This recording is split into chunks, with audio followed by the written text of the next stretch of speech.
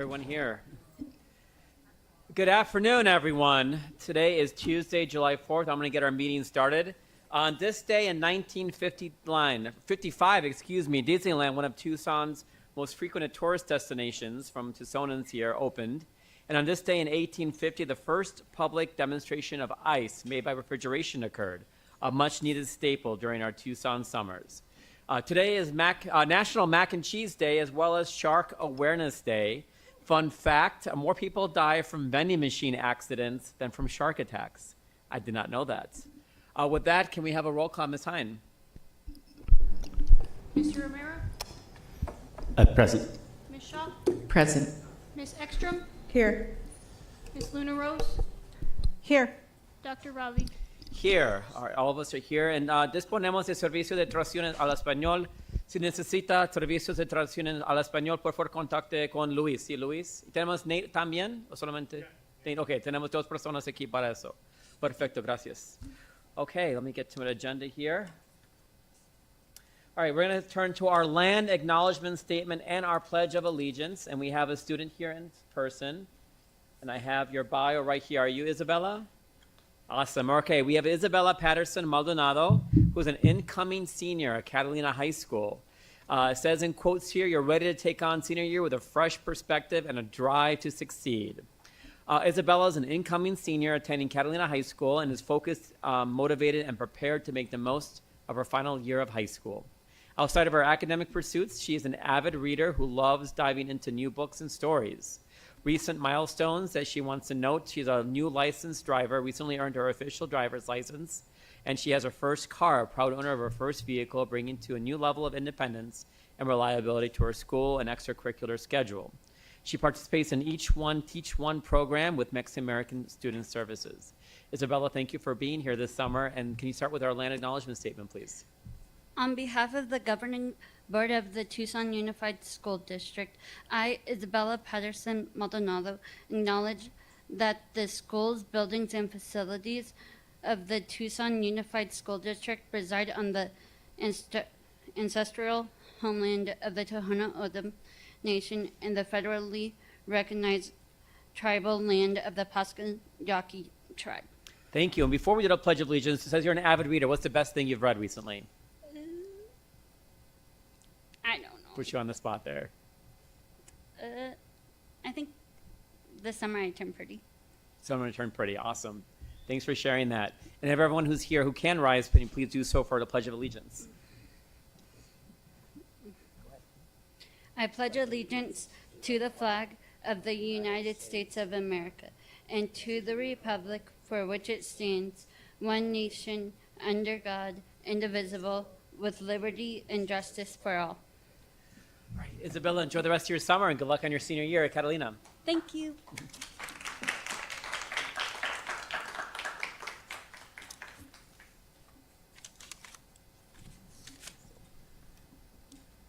All right.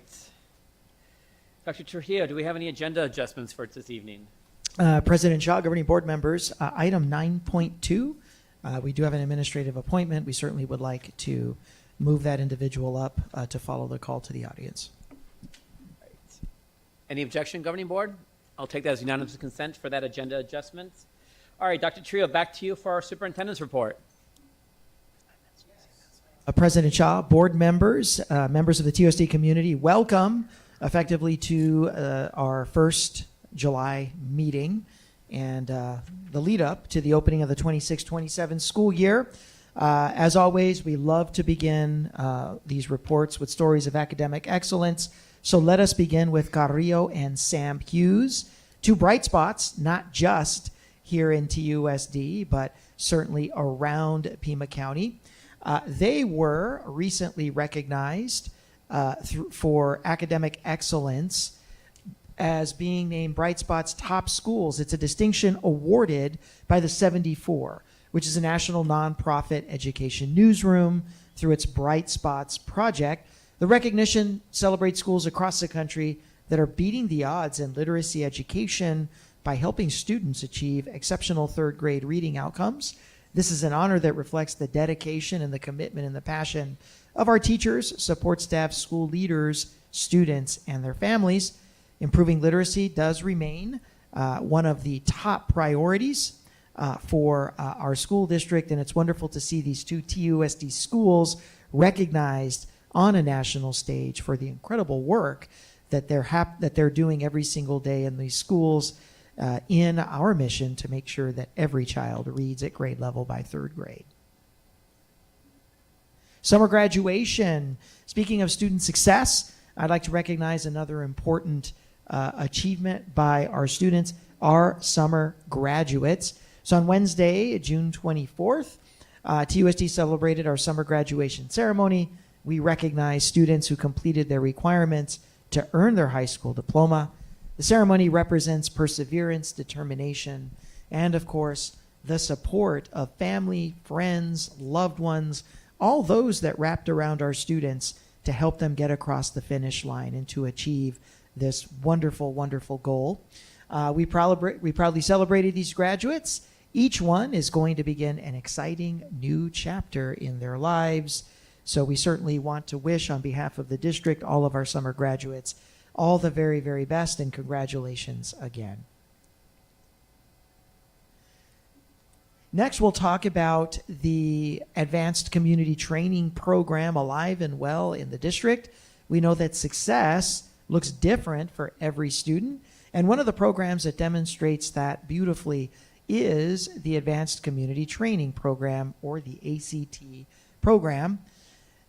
This summer, students participating in the ACT program spent time caring for the Drockman campus by watering plants, tending to the chickens, improving the landscaping, and restoring the school's beautiful stargazing chairs through sanding and staining.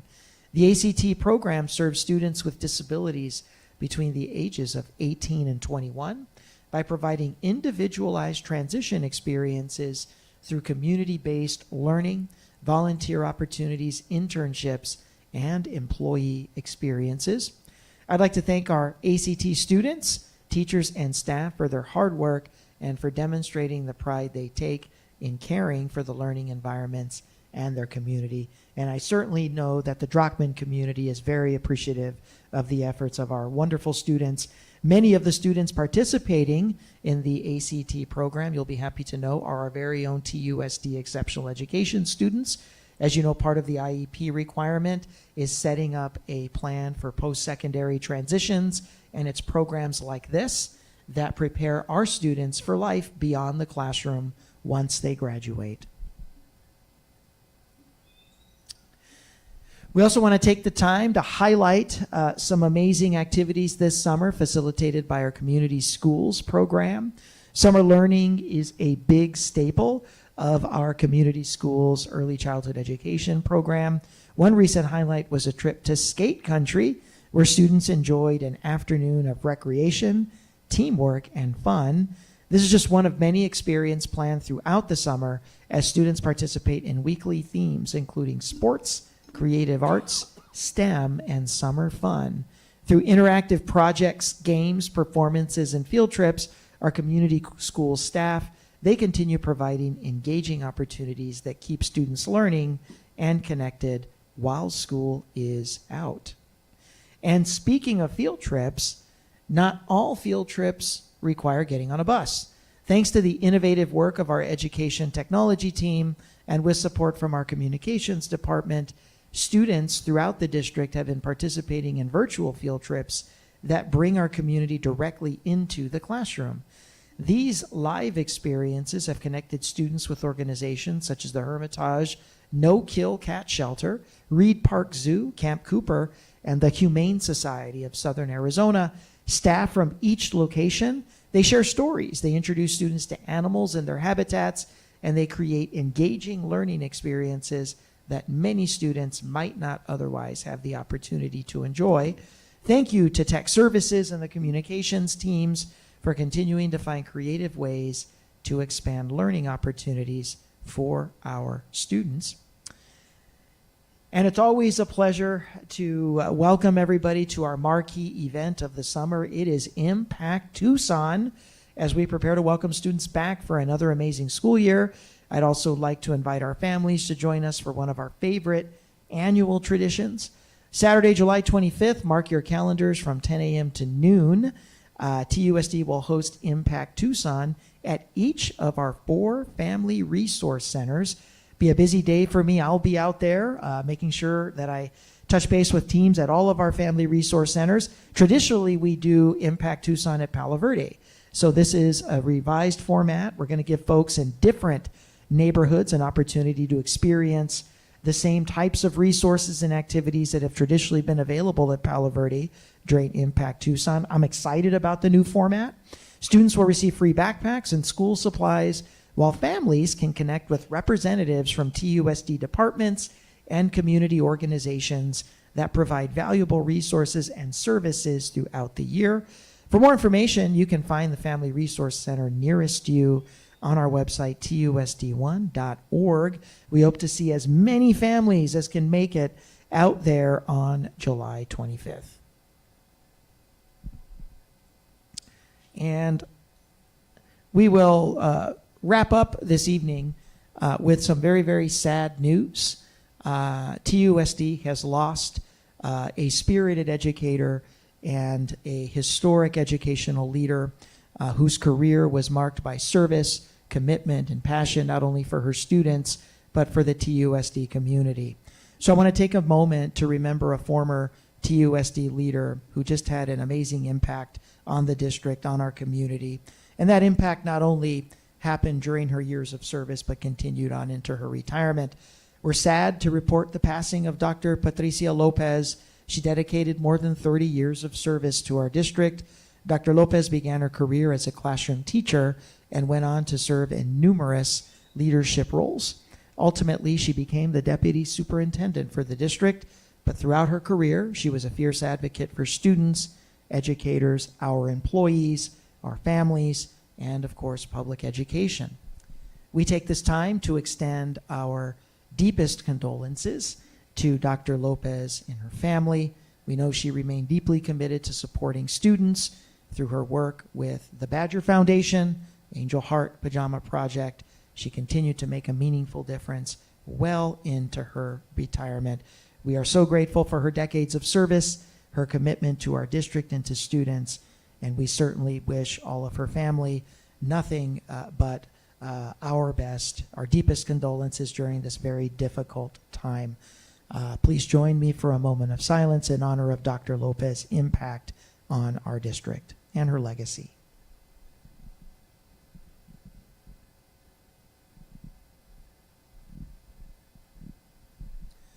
Thank you, President Shaw. Members of the board, that concludes the superintendent's report. Thank you, Dr. Trujillo. Next, I'll turn it over to our board clerk, Ms. Luna Rose, for our call to the audience.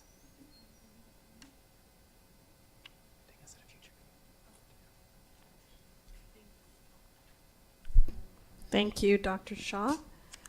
Good afternoon, or good evening, everybody. Thank you for joining us in the middle of July. I just wanted to make a brief comment, the fact that I also attended the summer graduation, and I just wanted to make a point that this district does their summer graduations very well. I don't think they go above and beyond to make it special, because of those students didn't cross the stage with their peers at their school, but it's such a nice ceremony, a nice event. So kudos to everybody who worked on that. Okay. Oh, I should probably read.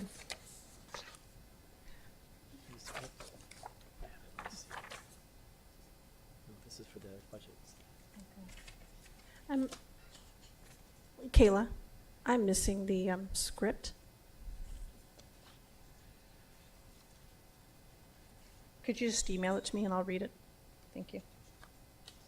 You would think I would remember it. You haven't memorized it yet? No.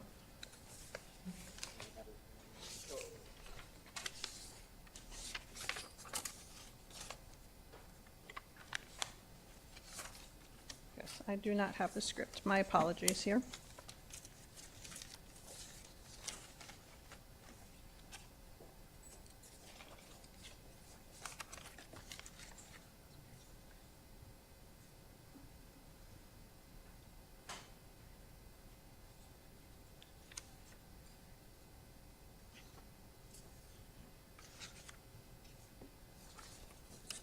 Okay.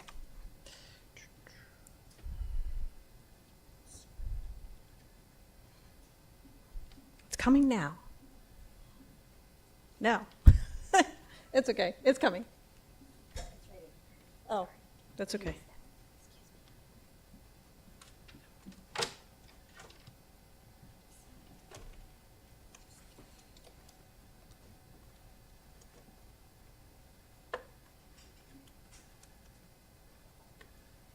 Oh, I have it.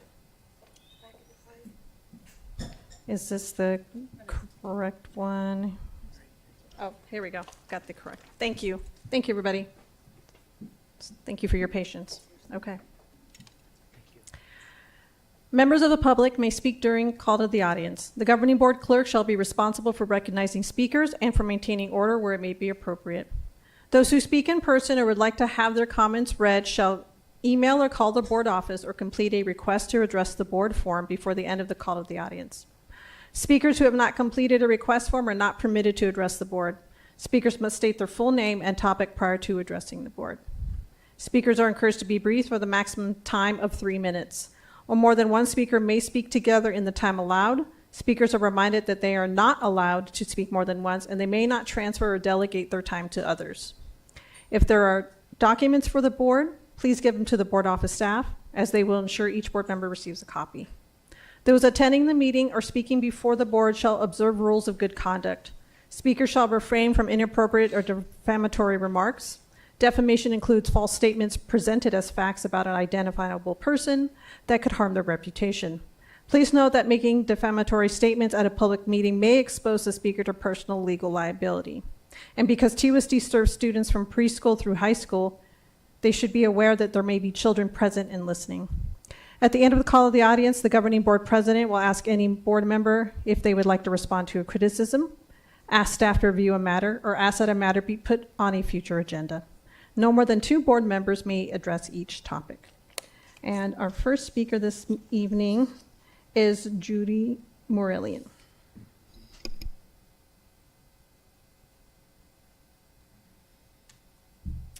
Good evening, Superintendent Trujillo, Board President Shaw, and members of the board.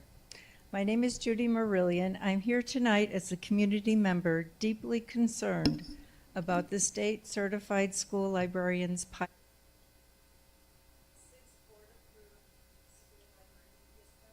Lost your mic. Your mic's turned off. Can we, hold on, we're getting a new mic for you, I do believe. It's coming. That's okay. It's technology. You have a teacher voice. Thank you. Can we reset the time? Do I get to start over? Okay. My name is Judy Murillian. I'm here tonight as a community member deeply concerned about the state certified school librarians pilot project. The 6 board-approved school library media specialist positions were posted last week.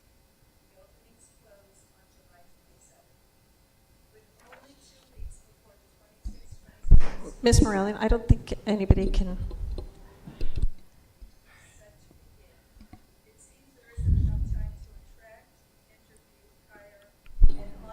Point of order. Ms. Morelli, I'm sorry. We're still having technical difficulties. If you want to pause for a moment. 3rd time's a charm.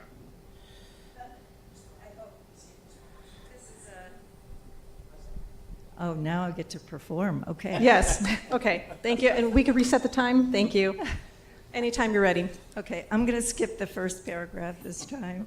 With only 2 weeks before the 26-27 school year is set to begin, it seems there isn't enough time to attract, interview, hire, and onboard the most highly qualified candidates who are critical to making the pilot project a success. Dr. Flory Hewitt met with me last week to discuss how she and the principals involved in this pilot project can achieve its intended outcomes. After our discussion, I was convinced that her ideas for professional development for the administrators and faculty will make or break this initiative. I'm lost again, aren't I? After 8 years of advocating for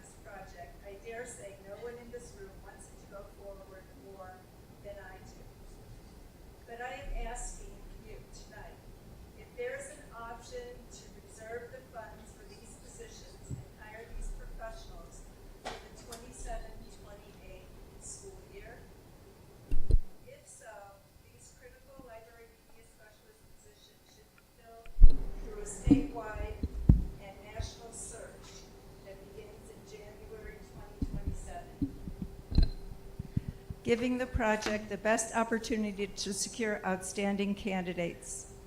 Postponing the launch of the pilot project would also give principals time to engage with Dr. Hewitt to collect data from a needs assessment specific to their schools. It would give principals time to prepare their faculty for classroom library collaboration for instruction. Dr. Hewitt also understands the need to shore up library collections and will help schools secure grant funds to meet the curricular resource needs necessary to support collaborative instruction.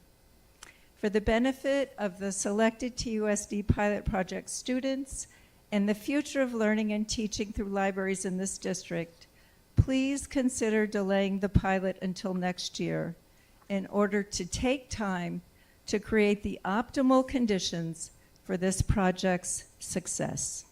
Thank you.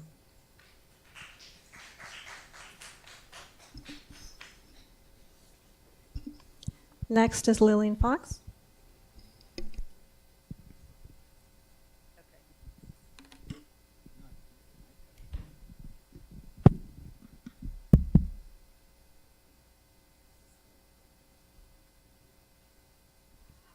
Governing Board, Superintendent Trujillo. Okay. Check.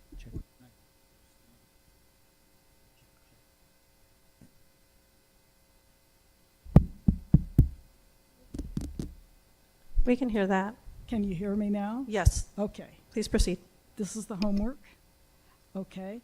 It's fair to say TUSD is both an educational and financial disaster.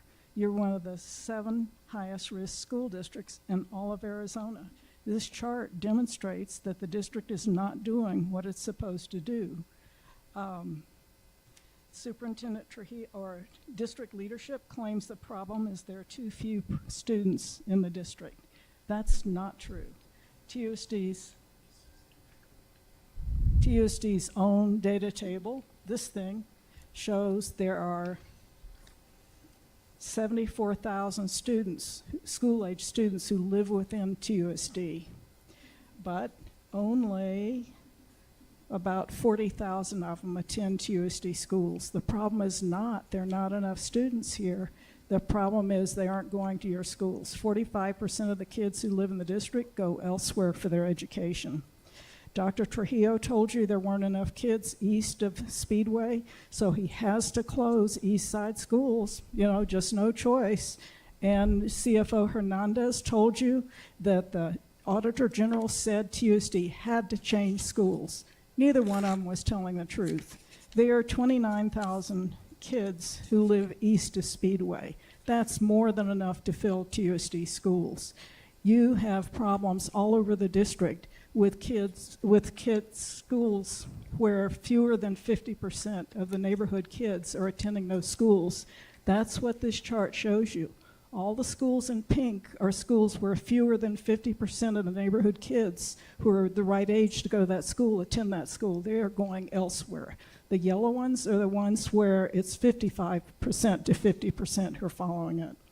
Now, Hernandez told you the Auditor General ordered TUSD to close schools. You have no choice. That's not true. This is a letter from the Department of the Auditor General saying that's not true. TUSD needs to reduce its outrageous overspending, but it's TUSD's choice how they choose to cut costs. The Auditor General never said you had to close schools. Let's see. Out of 74,000 students available, TUSD only gets about 40,000 of them. TUSD's enrollment keeps declining because its educational outcomes are awful. CFO Hernandez deceived you at the last board meeting when he showed you a chart that proved TUSD was more financially, administratively efficient than any of the other local districts. That's not what the Auditor General says. The Auditor General says your administrative costs are very high. They don't rate any other school districts in this area's administrative costs as very high. You are the only one. CFO Hernandez needs to do his job and get the CFO costs down. Thank you. Thank you. Okay. How are we doing on the mic situation, Mr. Armstrong?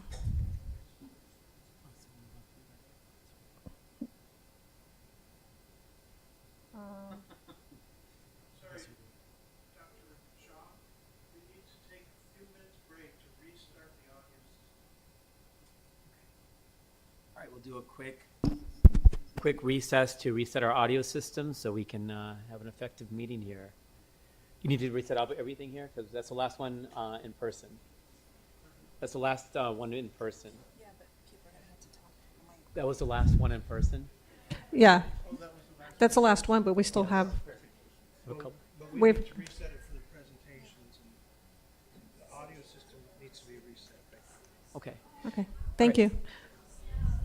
All right, we'll take a 5-minute recess then so we can reset our audio system. Sorry about that delay.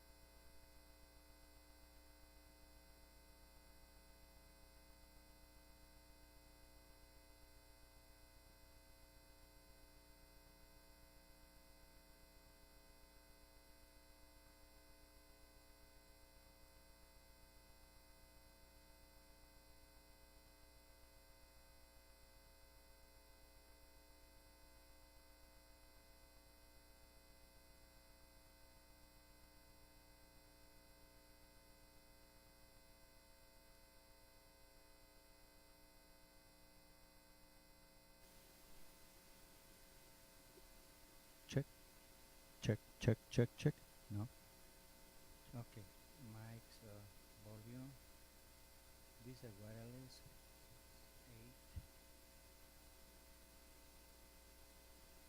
Check, check, check, check, check. Check, check, check. Check.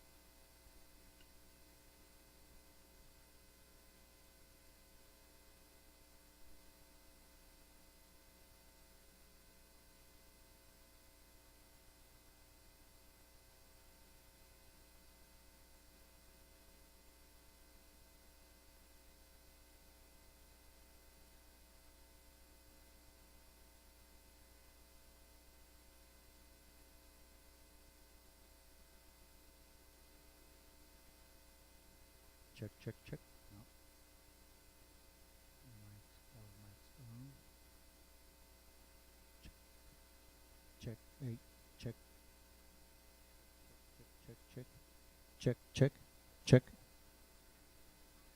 Check, check, check, check, check, check, check, check, check, check, check. So these need to be, this one was on, that's the reason why. Check, check, check. Yeah, okay, this one. Which number? One, what? Wait, one moment, one moment. Go ahead. Check, 1, 2.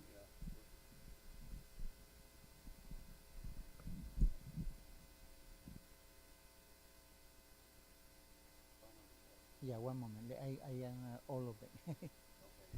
Yes, yes. Check, 1, 2. 1, 2.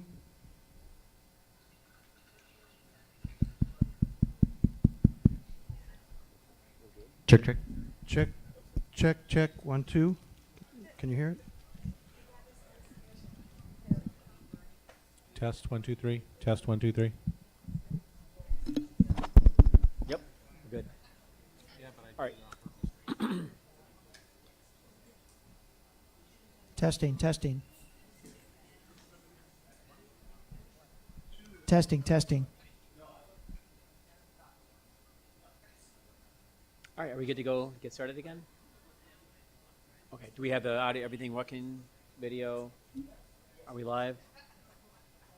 Testing, testing. Yeah, ours is working. Yep. What happened, Miss Extra? Okay. Miss Extra. All right, sorry about that delay. I think we are good to go to get started again with our meeting. Are we recording? Are we live again? We're streaming? Okay, we're good. Okay, I'll turn it back to Ms. Luna Rose to continue our call to the audience. All right, thank you for bearing with our technical difficulties. All right, there are 4 letters to be read. First is from Greg Roberts. Dear Governing Board, I want to encourage you to adopt the AI proposal for middle school.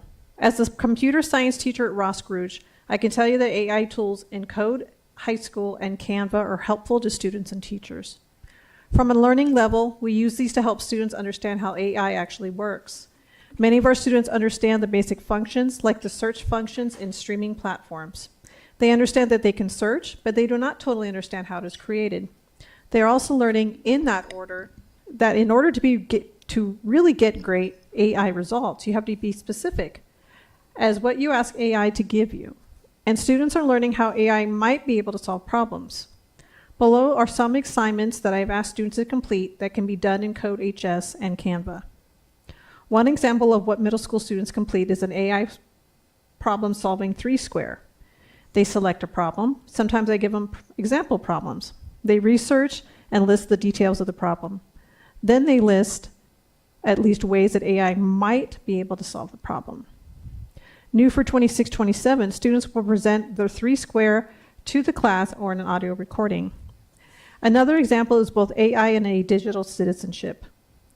In this assignment, students are given random things to search using AI mode in Google. These random items are designed to see if students can determine if the result that AI show is accurate and fair. For instance, search doctor. What gender shows up the most? Is it accurate? Is it fair? Students then share out what they found for each item. Number 3, machine learning. New for 26-27 school year will be a unit on AI basic and machine learning for 8th graders. The end goal is for students to create a simple app using AI concepts, including image classification. This will help 8th graders learn that AI can be used to program an app.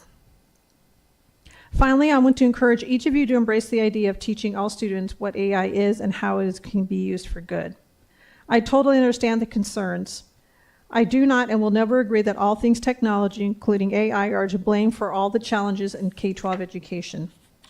Many of the comments and concerns and actions nationwide, including recently in San Diego, have the potential to cause harm not only to educators teaching these concepts, but to also future job prospects for our students.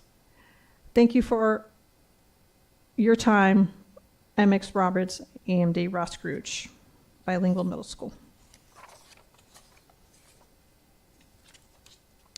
Next is from Natalie Mast. Good evening, everybody. I'm reading on behalf of Natalie Mast, a current ex-ed employee and a parent of 2 children in the district. Board President Dr. Shaw, your offensive outburst with board member Ms. Shaw at the June 9th meeting was the ick felt across TUSD. Sir, it's possible you don't realize this, but school districts nationwide are staffed by 75% women. In a field that is dominated by women, but managed by a whole host of arrogant, ladder-climbing men, we have all experienced being talked down to people by people like you. Watching your dysregulation and superiority complex was nauseating. Meanwhile, you seemingly welded your wagon to an absolutely mediocre superintendent who has coasted our district into a slow-motion plane crash. What exactly is your devotion based on? Our percentage of proficient readers, the financial catastrophe, the leadership structure that has led to free-flowing sexual harassment of students and staff, the singular focus on public relations and image maintenance, the demands for a king's palace and the new building debacle, or his inability to read the room whatsoever and give himself a raise while a huge percentage of employees languish in this economy. Please, Dr. Shaw, enlighten us. At nearly every board meeting and public speaking event, we hear you mention the fact that you're a physician and a father.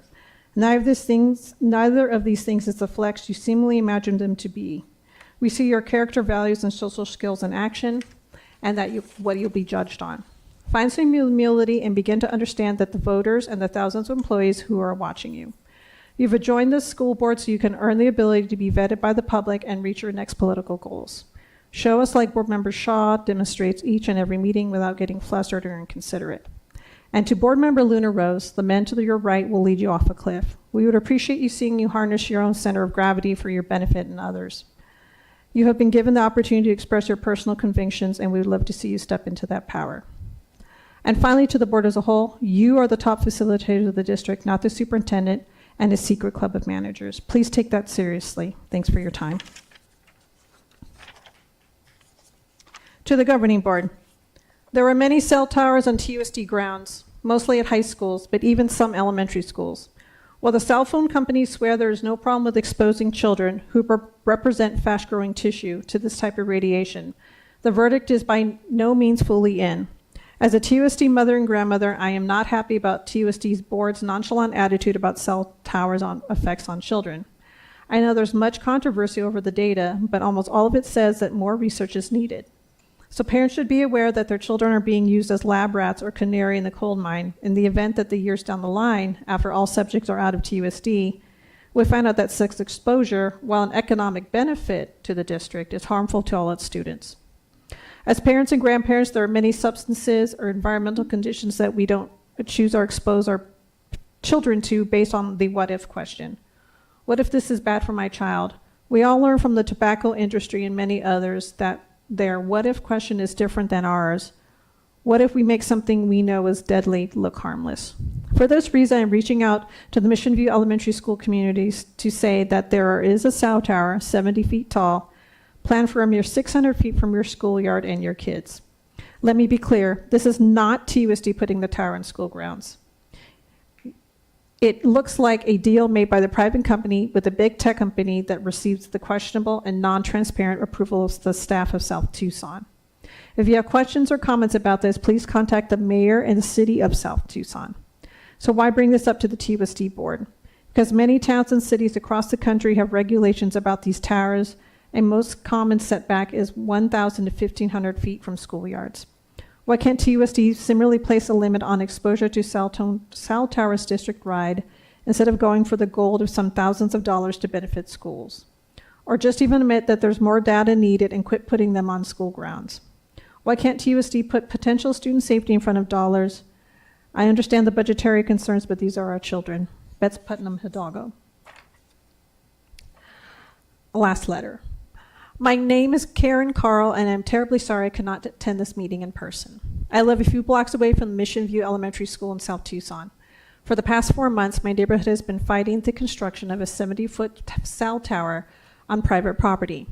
This tower is located roughly 200 yards from Mission View, which teaches 5, 6, and 7-year-old kids. That age is the most vulnerable for radio frequency radiation as their little bodies are developing and cells dividing. The World Health Organization calls radio frequency radiation a possible carcinogen. My purpose in bringing this to your attention is to make the school and parents aware this is happening before anything is too late.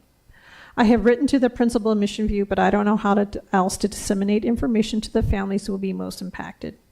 Time is of the essence, and concerned parents must act now. I ask that this board inform Mission View parents, staff, and faculty of the proposed construction. I'm further requesting they be provided our website so they know the next steps to take, peopleparacos.com. Thank you, and thank you. And that, Dr. Shaw, is end of call with the audience. All right, thank you, Ms. Luna Rose. Now, our governing board has the opportunity to respond to criticism, ask staff to review a matter, or ask that a matter be put on a future agenda. Reminder that no more than 2 members may legally address each topic.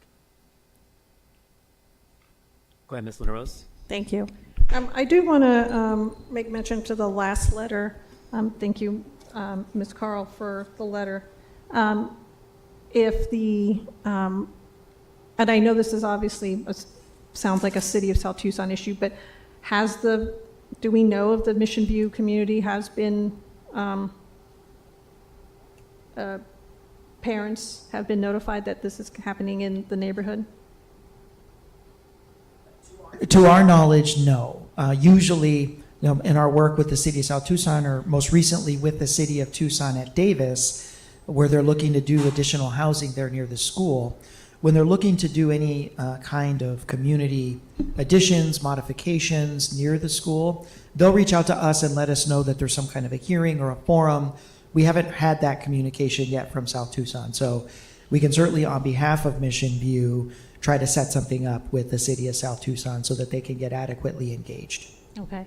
Not to say that I just want to make sure that the community, that the district is doing its due diligence, because if it's that close to Mission View, then there's a lot of people that automatically think this is a TUSD thing, and I want to make sure that the community knows what is happening in their neighborhood.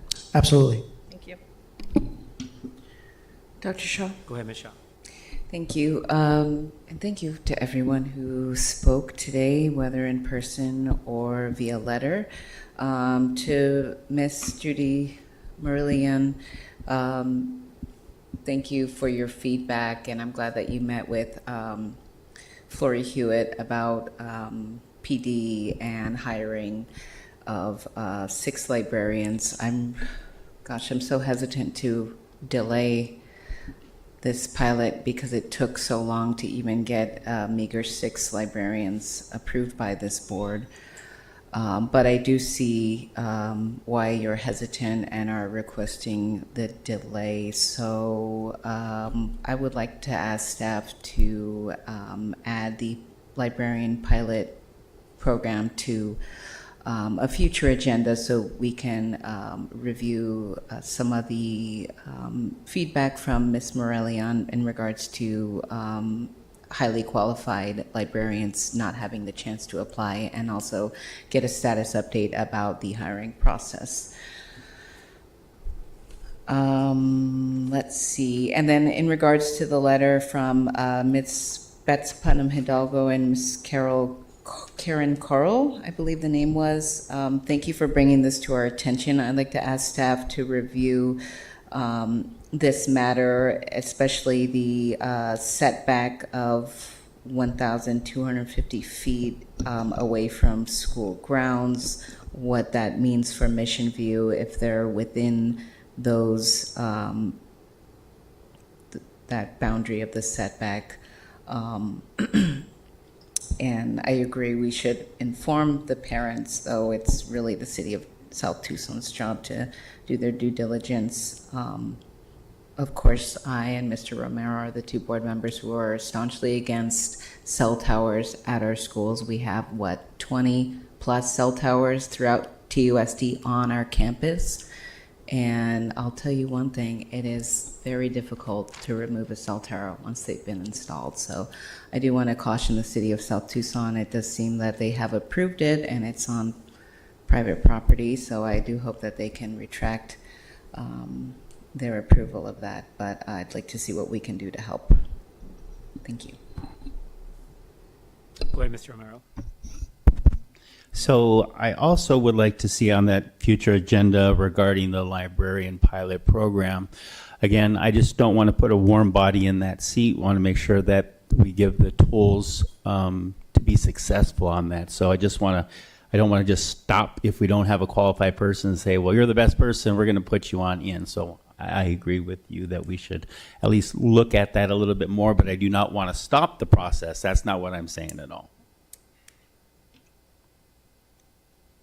Okay. Thank you, everyone. That will conclude our call to the audience. Next, we're going to go to 9.2, Administrative Appointments, Interim Assistant Principal, Pueblo High School. Dr. Trujillo. President Shaw, members of the board, tonight it's my pleasure to be able to recommend an assistant principal, at least an interim assistant principal, to fill the vacancy at Pueblo High School. I want to thank Meg Tolley, who is our departing assistant principal at Pueblo, for all of her wonderful years of service to the district. And tonight, I'd like to welcome a candidate who, for the last 3 years, has been serving as Dean of Students at one of the district's largest high schools, Choya. Prior to that, she worked for Gilbert Public Schools, held a number of roles, and served as a principal of the summer school program there, and as well as a department chair for exceptional education. She has a passion and background in working with students with disabilities in exceptional education. I know that that is a skill set that is absolutely foundational and essential for administrators, certainly stepping into the assistant principal role. So tonight, I'd like to recommend Joy Smith, currently the dean at Choya, to serve as the interim assistant principal at Pueblo High School, effective the 26-27 school year. Great. Thank you, Dr. Trujillo. Governing board members. Dr. Shaw, Go ahead. I'll move the item. I'll second. All right, moved by Ms. Ekstrom, second by Ms. Luna Rose. All those in favor say aye. Aye. Any opposed? Item passes 5-0. Ms. Smith, congratulations.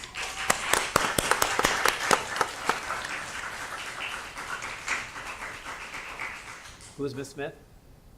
That's you. Okay, there's a whole reception line waiting for you to congratulate you. Yeah, there's a reception line, and then there'll be a quick picture with me up here front. All right. We're going to move back to item 5, our consent agenda. Dr. Trujillo. Yes, President Shaw, the administration recommends the consideration and passage of the consent agenda as arranged this evening.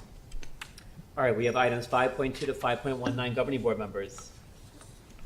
Dr. Shaw, Go ahead, Ms. Shaw. I have a question about 5.9. Okay, we'll pull that for a question.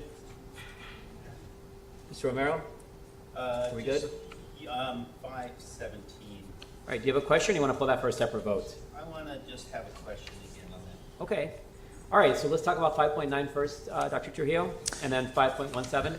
Yes, I'd like to welcome our Chief Human Capital Officer, John Fernandez, to speak to item 5.9 for temporary staffing services, which I do believe primarily affects our food services team. Mr. Fernandez?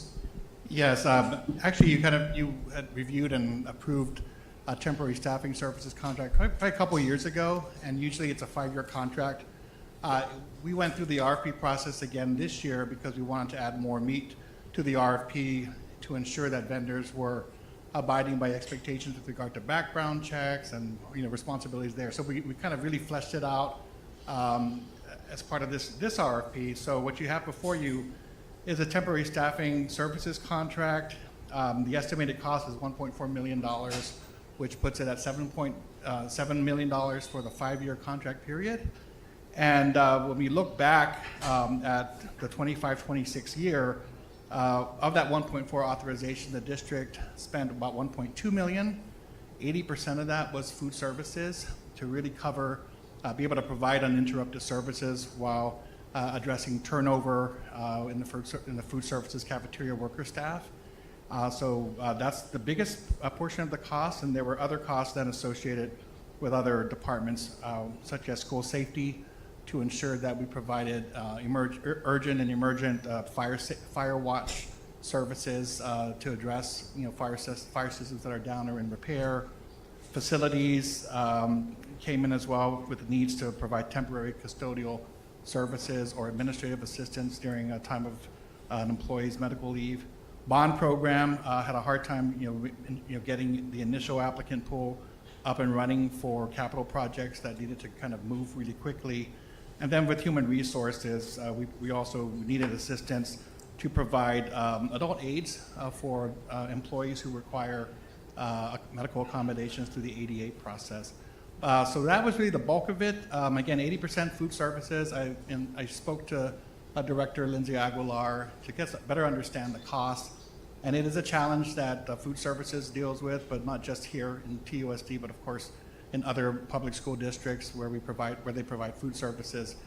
These are positions that are 4-hour positions, not typically benefits eligible in a market where you have the opportunity to work for a public school cafeteria or food services department or compete for jobs in the private sector food and beverage industry.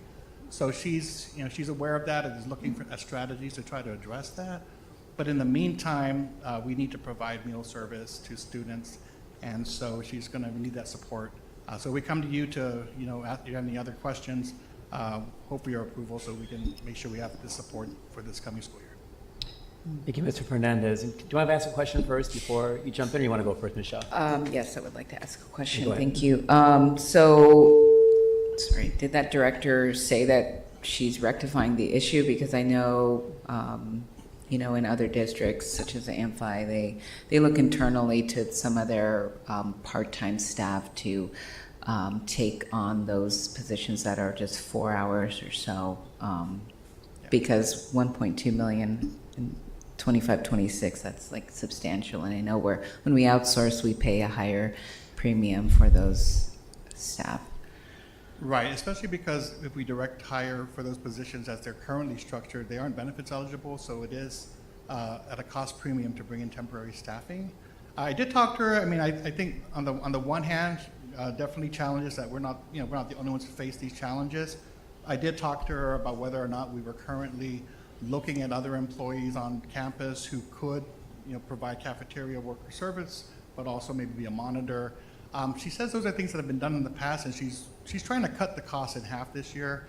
I think we'll need a deeper dive with her to really figure out if there are strategies that we can support or pilot.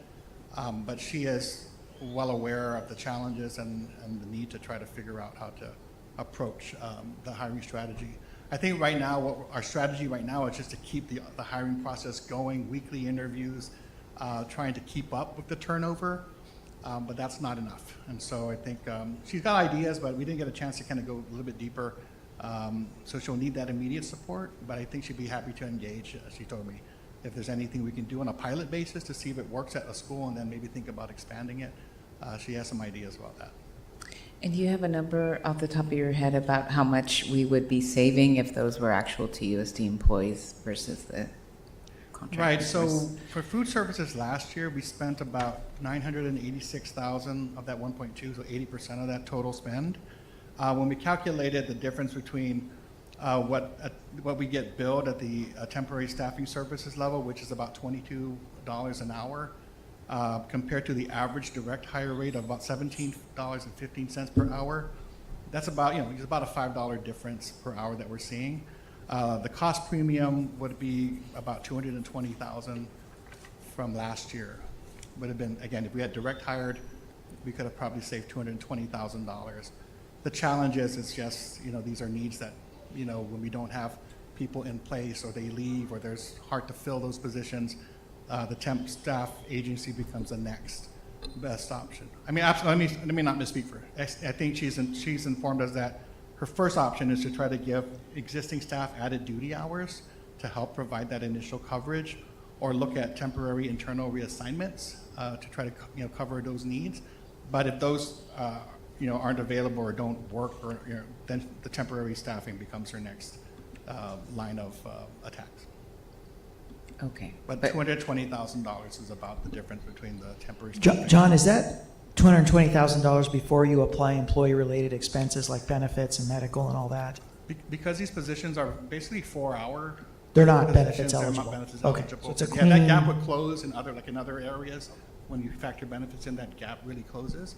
But for this particular spend, it's there's no benefits associated, a few benefits associated. But if an employee starts as a crossing monitor and then moonlights as a lunch lady, they can potentially become benefits eligible. Yeah, it's my understanding that, yes, it's my understanding that there's been an opportunity for employees to do both, like take multiple roles. And so we would look at that, and I think we've been thinking about how you might adjust the hours for cafeteria service work to make them benefits eligible. I think the only concern there is it's driven by meal participation as well. So we can't expend the hours unless we bring meal participation up and so forth. So we'll look at that. I'm happy to look at that. It's something that she said we've done in the past in some forums. I think bus monitors, she mentioned, school monitors, but I have to take a look and see how recently that's happened and how that's improved being able to retain employees in a cafeteria service. Okay, yeah, and if you could work on that, because I know it's better, I think, if we help our employees become benefits eligible, and then we won't have to pay $220,000 extra and all of that. So I'll move the item. We're going to do that with consent, so can you hold up on that? I should all with consent. All right. We're going to turn to item 5.17. Dr. Trio, we have the extracurricular tax credit activities report. Bring on our Chief Financial Officer, Mr. Hernandez, here to address Board Member Romero's concerns. Thank you again, Ricky. So I've gotten some feedback on this, and I know you recently sent some information regarding this issue. Again, I've been bringing it on up to sound like a broken record, but I wanted to, I guess, help clear some of this, where people, parents, the community can find this information, or if they can't find it on the website, who do they contact to find these things? And then I also wanted to find out, like, on these extracurricular tax credit funds, and I know we don't have a policy saying that they have to spend, and they could save it up for a certain thing. For like the beginning of the school year, does the principal say, hey, this is how much money we have in something, and I'm just going to go on this list for right undesignated. They had 88,000, and they gained 18,000, spent 22,000, but they still have a balance of 69,883, dollars on that one. How much does, I guess, the site council know these things? Are they told all those things? Is there a way to look at different policies to make sure that every site council meeting that is addressed so that they know how much they have in it? Unless you go like to Tully, they don't have barely any money, when you look into theirs. But if we can just kind of go through some of the different things that I mentioned. I know I mentioned a lot, but just kind of help educate our those that may not be familiar with our website or other options that they can't find the information. Yeah, so, and I'll try to remember to answer everything, but let me know if I miss something. So some of the misinformation that's been floated around is that these haven't been posted in terms of the school funding sources, particularly tax credits, but also student activities, gifts and donations, auxiliary operations. Those have been posted since 2019. Any member of the public can go to any one of the 88 school websites. You can go to Dodge, you can go to Rincon, you can go to Lineweaver. Under quick links, you'll find a link that says school funding data. You click on that link, it will take you to a dashboard that provides you all of that information regarding all of those funds. How much has come in, how much has gone out, what the fund balances are. It also provides the reader the ability to look at what the plan was that the principal submitted to say, this is how I'm going to spend, or my plan for spending my undesignated funds, be they in tax credit or be they, in gifts and donations, whatever the case may be. That's also board policy. We require them to submit a plan. And so those exist there. People can review them. They're available all the time. I mean, unless the website crashes, it's a 24/7. They're updated monthly because obviously we want to, we reconcile kind of like those people who still have checkbooks. When you balance your checkbook, we balance all of our accounts. Once those accounts are balanced, we push all that data, and that data is automatically pushed directly from our financial management system onto that dashboard. And so those have been there since before I became CFO, since any 5 of you were board members, and they've been there since.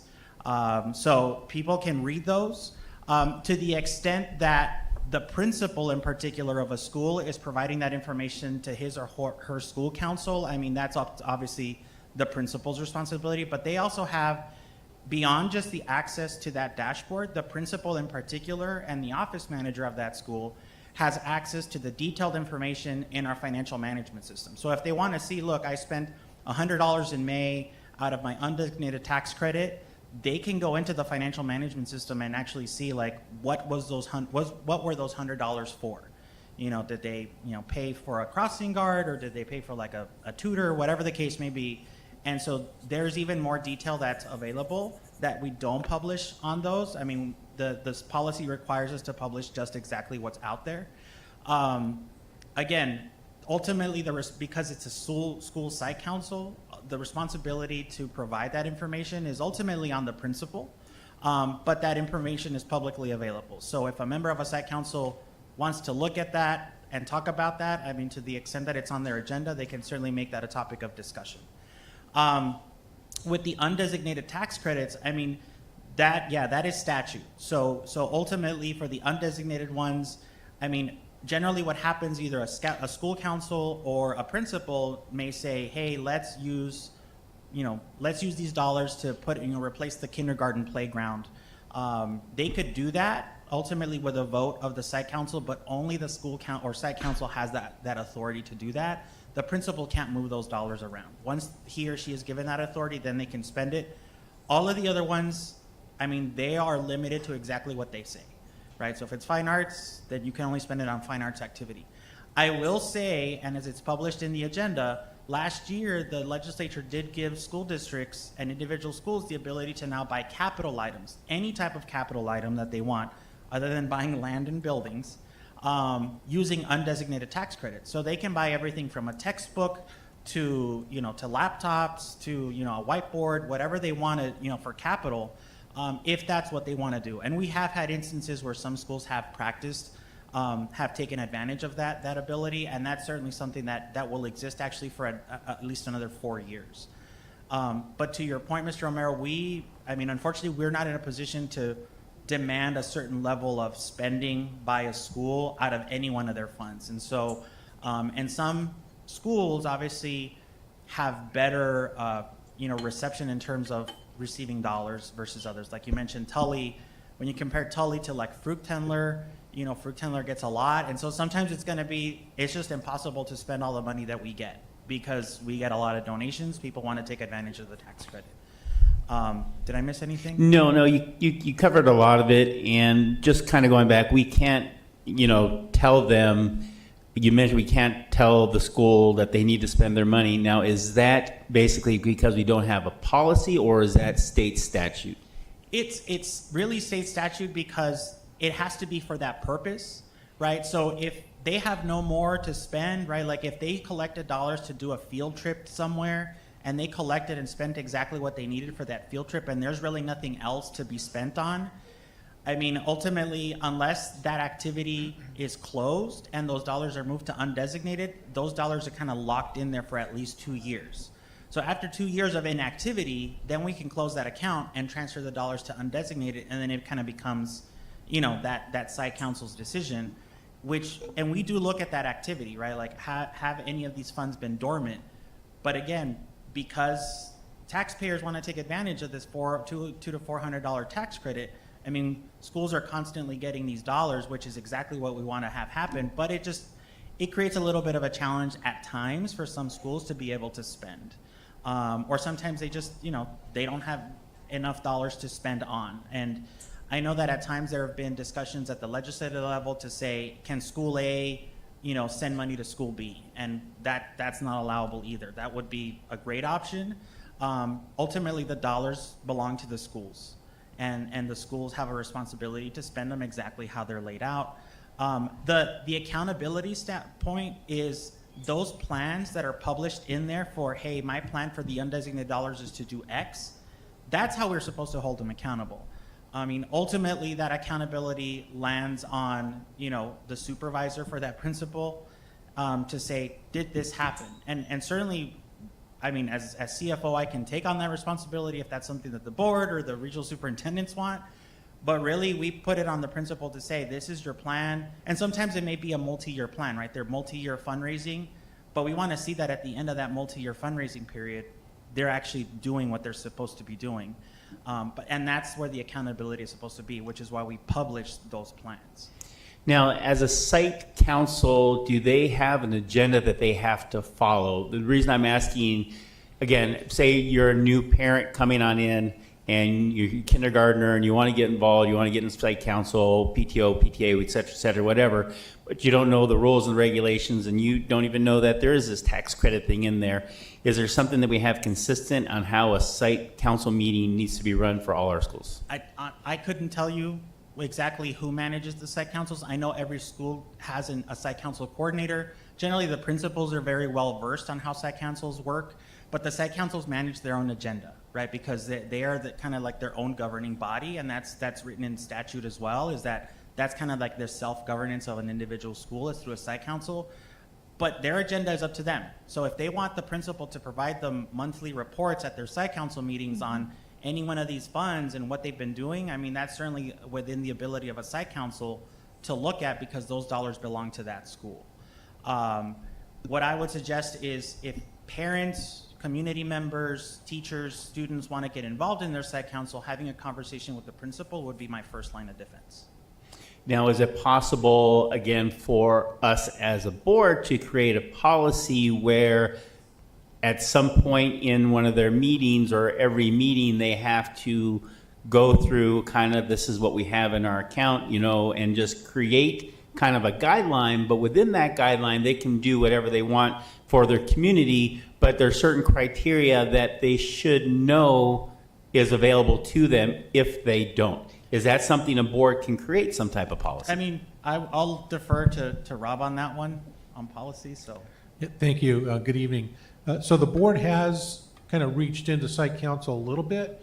The board policy requires a call to the audience, for example, at school council meetings. So if the board wanted to direct that there's always going to be a financial status item of whatever school funds there are, I don't see that the statute would bar that. Perfect. And then just one more thing, and again, I want to thank you because, you know, we use Drachman as the example over here, and you showed me where to find that. Again, unfortunately, we have so much data for the district to go on through. Unless you really know what you're looking for, it's hard to find those things because if I were navigating without your direction, I would have had a hard time myself. So is there a system if they can't find what they're looking for? Do they call their school? Do they call the district? What are other options for those that may not, you know, find the information that they're looking for? So two options, like you mentioned, the first one, definitely talk to your school principal, your office manager. They will always be your line of defense. They're familiar with the website because they developed most of the content. If that isn't helpful or they didn't get their or their questions answered, I should say, they can always talk to our student finance office. And it's just studentfinance@TUSD1.org. They essentially they're the gatekeepers for those dashboards. And, you know, I actually just posted something about this specific question on the TUSD Finance Facebook.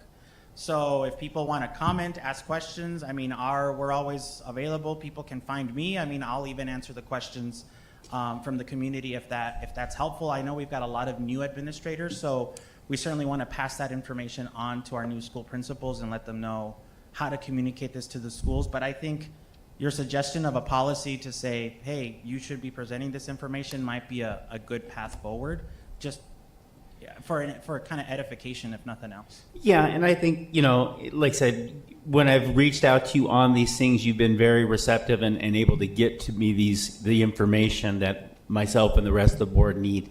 So I want to just tell you thank you for that. And like I said, I just want the public to know that if there is concerns or questions, we usually do have these things available. Reach out like was mentioned over here. Again, I know we took time out of this, so I appreciate you taking the time to help me dissect this a little bit more.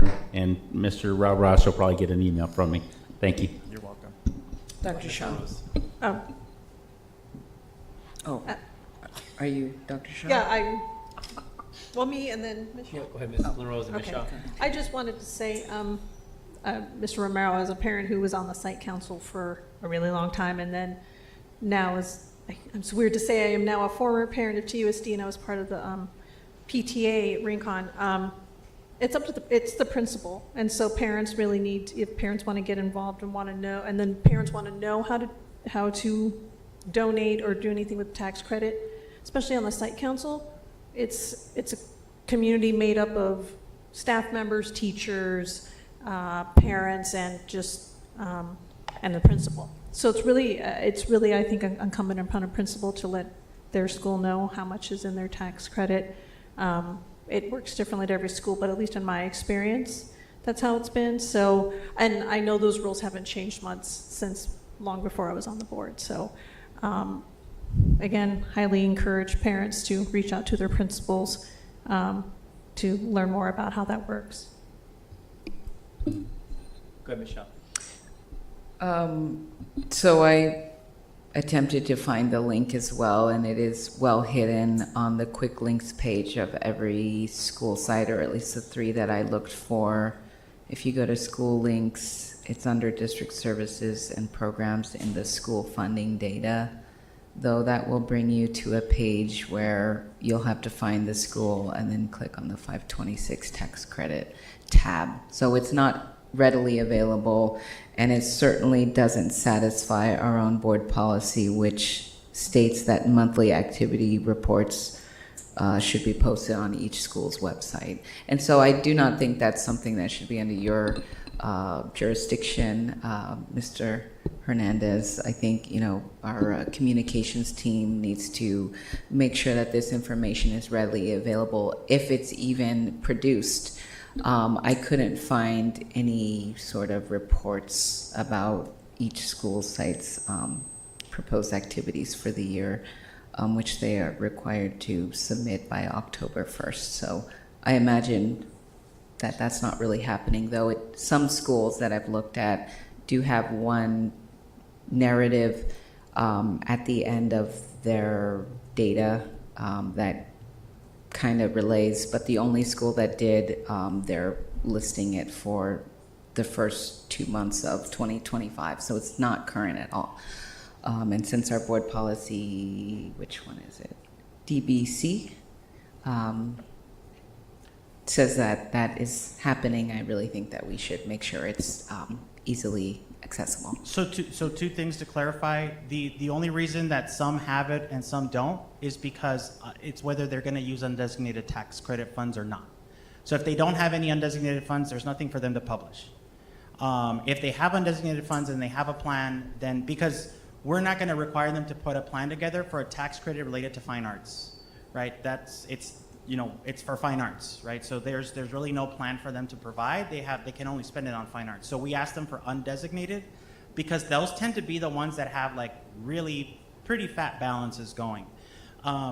In regards to the links, I mean, I don't want to speak necessarily for communications, but I know that they spent a long time standardizing the websites for the schools, and so the fact that that link got kind of hidden away, but as you can see, like every single school website, it looks identical on their homepage. And so why it was decided to be there, I don't know. And the intent is not to be hidden or reclusive, because when I first started, that link used to be in the upper right-hand corner where you have a bunch of links along the top. We used to have it there, but unfortunately the design of the software that designs these sites just didn't have the capacity. So we can put that up there in lieu of getting rid of something else. So something's kind of gonna give. We can always find a different way to like locate, put a central location. The dashboard, yes, you will be required to kind of finagle with it, right? Like you're gonna have to, if you wanna look up at Rincon and their tax credit, you're gonna have to go to Rincon and tax credit. But that's just kind of the design of the database. So, yeah. Just hope that we can react and have all of our information address the spirit and the actual information that we have posted in our own policy. So maybe it could be like school funding, and tax credit data or something like that, just so it's more. We'll find a way to like either make it better on there or find a new, like find just a central home somewhere where people can find it like on our homepage, so that it's not necessarily buried, but it becomes kind of accessible from two different locations. As I mentioned in my communication to you, we're changing this from a vendor as part of our budget cuts. Unfortunately, we had to cut that vendor loose. But we're taking this in-house and we're designing something in-house, so it'll be a little bit better for us to pivot, you know, as we get feedback from the board like yours. Okay, thank you. Go ahead, Ms. Ekstrom. Thank you, Mr. Hernandez. I have a question, like when office manager asks for a reimbursement or something to be paid, like for a field trip, how long does it take finance to reimburse the school? It depends on that request. So if it's a field trip, well, I mean, normally we're not reimbursing the school, we're paying something directly. Right, how long does that take? I mean, it shouldn't take more than a week, depending on, as long as like that field trip activity paperwork that they have to kind of go through is complete by the time it gets to us. So we don't approve or disapprove of a field trip. We're expecting that the field trip has gone through all the authorization process, so that by the time it gets to us, if somebody wants to pay for, you know, access to Reed Park Zoo, hey, the field trip got authorized, the money is there. And so turning around something, I mean, no more than a week, but generally 24 to 48 hours, depending on how quick the school is. Okay, thank you. Yep. And for the chatter, I know some chatter in the back. If we can take that outside, please, so we can get the, hello? If we can move the conversations outside, I would appreciate it. Thank you. All right, so I want to move the consent agenda items 5.2 to 5.19. Second. All right, all those approved, say aye. Aye. Any opposed? Item passes 5-0. All right, next we have our public hearing for truth in taxation, public hearing adjacent ways property tax levy. Do we do the presentation first and then the? Yes, I believe it's presentation, and then there's the call, the public call. So I want to welcome back our Chief Financial Officer. This is another year where we will be seeking to levy for adjacent ways, which are funds that are strictly dedicated to areas of egress and ingress throughout the district. We are required, of course, to facilitate a public hearing before the board takes action. But before we do that, I'd like to turn it over to Mr. Hernandez for the presentation. Yeah. Good evening again, board members. So as Dr. Trujillo mentioned, this is our Truth in Taxation public hearing on the Adjacent Ways Fund. So we levied this fund, we levied this tax last year. So it's required that if we budget in any amount, even if it's less than last year's amount, we still have to have a public hearing. We issued a public notice in the Daily Territorial on July 1. I know the Daily Territorial isn't a very widely read paper, but unfortunately the Daily Star stopped publishing public notices. So everything has to now go into the Territorial. The public hearing was also posted on our district's Facebook page and our TUSD homepage on June 29th. And the format and the content of what's published is essentially in statute. So statute tells us exactly what we publish. So we've met the requirements of the publication for the hearing. Just really quick background, like I said, we went through this last year, but as Dr. Trujillo mentioned, essentially these dollars are for egress and ingress to any one of our schools. It can only be to improve, maintain, or construct anything adjacent to a TUSD property, an intersection. We can construct sidewalks, fix sewers, utility lines, roadways, but only to the extent that it's essentially coming in or going out of a school. And all of those projects have to be vetted by the Arizona School Facilities Board. They have to validate everything. So before we're even able to start a project and spend the dollars, we have to submit those, and they essentially have to say, yes, this qualifies. I provided a link in my presentation where people can go and kind of take a look at the projects that are listed for the School Facilities Board that we've submitted over the last several years. So last year, just kind of a smattering of some of the projects that were completed by the district. Most of these are ADA sidewalk repairs, so making a lot of the sidewalks ADA accessible. There were some fire and bus lane improvements at a couple of schools, but this is not an exhaustive list. This is just something that I kind of wanted to put out for people to see that some of the things that are taking place across the our school district that were funded with last year's adjacent ways. For this year, it froze. Technology is not our friend today. I didn't memorize my presentation.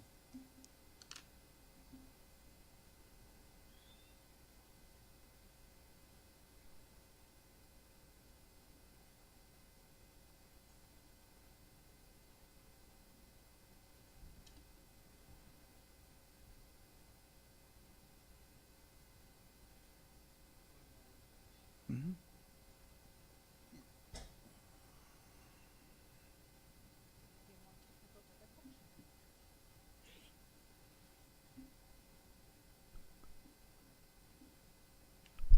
It's all your fault.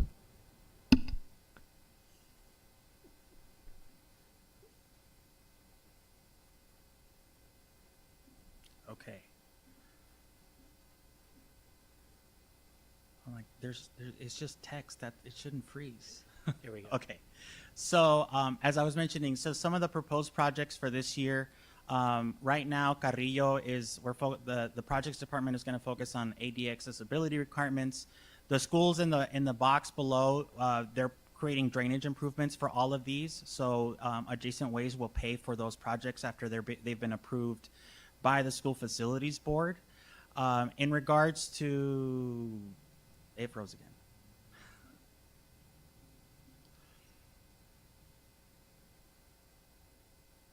It doesn't like my numbers. It's okay. I can read it off my phone, but people won't have the ability to see it.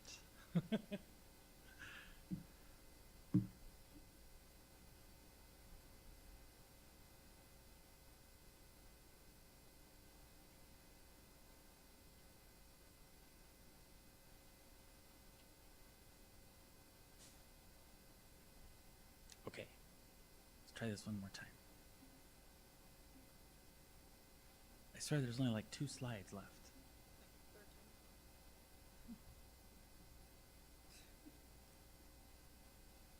I'm gonna go really slow so that it doesn't die on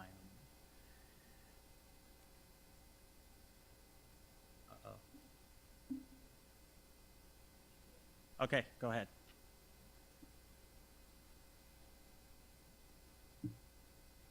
No?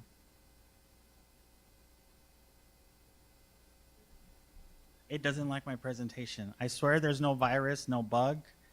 Robbie Hamadi will probably kill me if he thinks there is.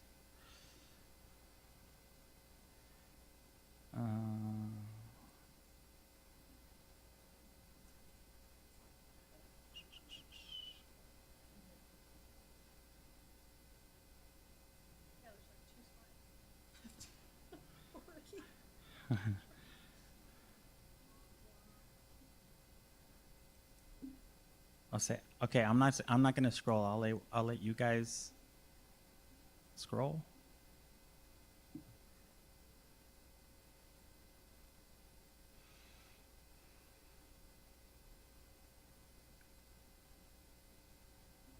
Can you go to the second to last slide?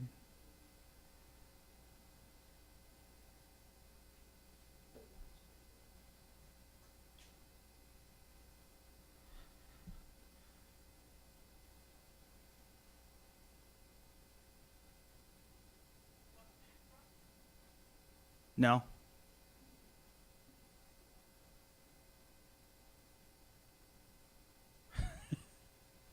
Okay. So I can talk through the last slide. So for this year, we're proposing a levy of $2.5 million to fund Adjacent Ways project. So the tax rate for fiscal year 27 will be just a little over a nickel for every $100,000 of assessed valuation. So that value would be about $5.43. Last year we had a tax rate of just under a nickel, so it was like 4.5 cents, about $4.53. So for a home of $250,000, which is a little bit more realistic, it's about a $13.58 tax levy in order for us to be able to collect the $2.5 million to fund the projects for this year's Adjacent Ways. And that is it. Any questions? Thank you, Mr. Hernandez. Governing Board, any questions?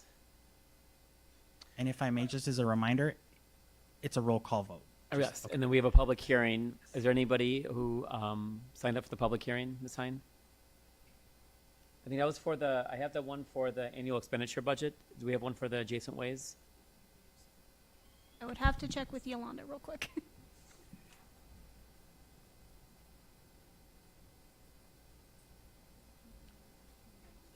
Being that we have an empty audience right now.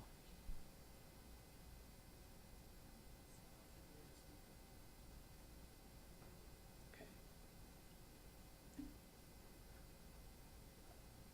Well, let's ask verbally, are there any public comments for adjacent ways?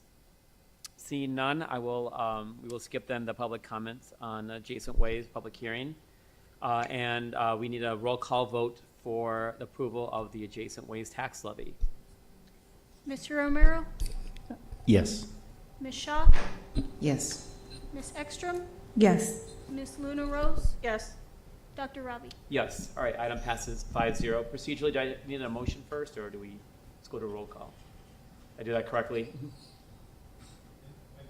The item being called and then the vote is sufficient and the agenda. Okay. All of that together. It would have been better to do the Okay. motion, but it's also actually in the agenda, so.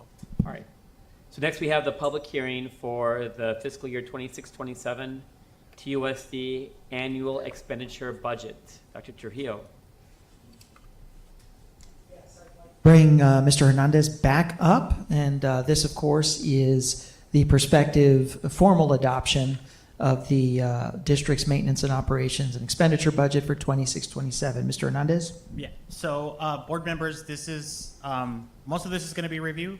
So I will kind of leave it open to questions for everybody. So, last time we were here, all of these items were still up in the air by the state legislature. Since that time, the legislature approved and the governor signed all of the different changes to the budget factors that are outlined there.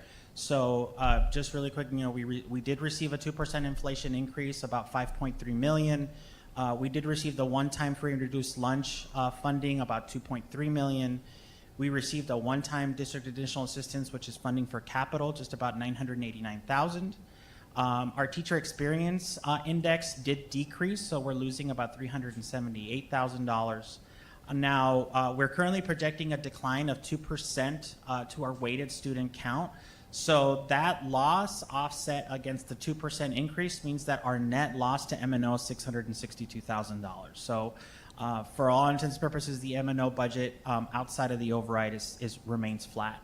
Prop 123 was not renewed, and the supplement that school districts were receiving by the legislature was also not funded. For us, that means a loss of $2.7 million to our M&O budget. That is obviously kind of further exacerbates the decline in the M&O budget. The override allocations, essentially they've remained the same. We've allocated everything out to schools and departments. All of the salary increases are now in effect. So we spent a lot of time distributing everybody's salary increases. They saw a small portion on the paycheck that came out on Friday, since it's July 1 was the only day on July 10th's paycheck, but they will see the full amount with their override increase in the paycheck that will come out next week. And I already see the spinning wheel of death.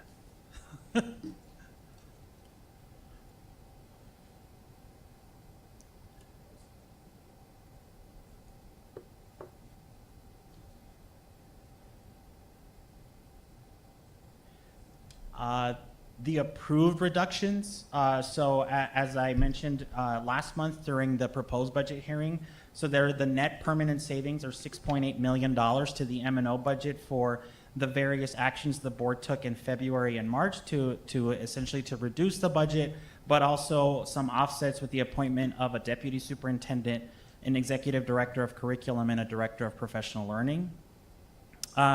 The capital outlay investments, so our capital budget is about $20.4 million.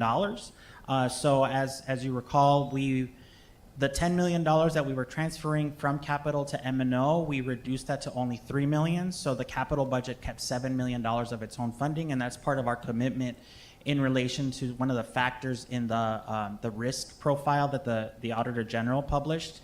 The board approved several allocations for curriculum, facilities, project management, technology, and transportation in the month of April, and the remaining $2.4 million was distributed to the remaining departments.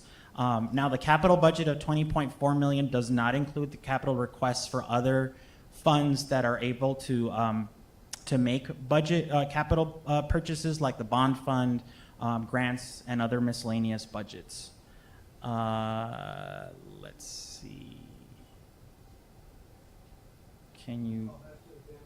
Yeah. Can you go to slide 7, please?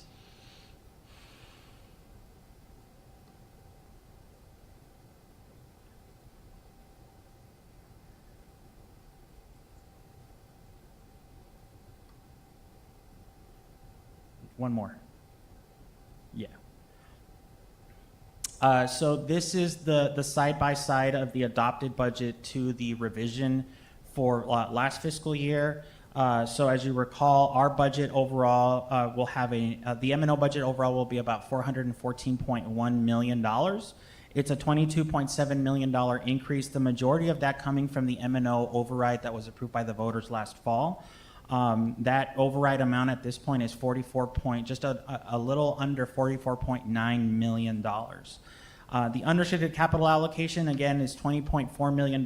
We reduced the transfer of $10 million to M&O by $7 million. So this is the first of 2 years where we're going to essentially kind of whittle down, and next year there will be no more transfers, and capital will keep the entirety of its funding.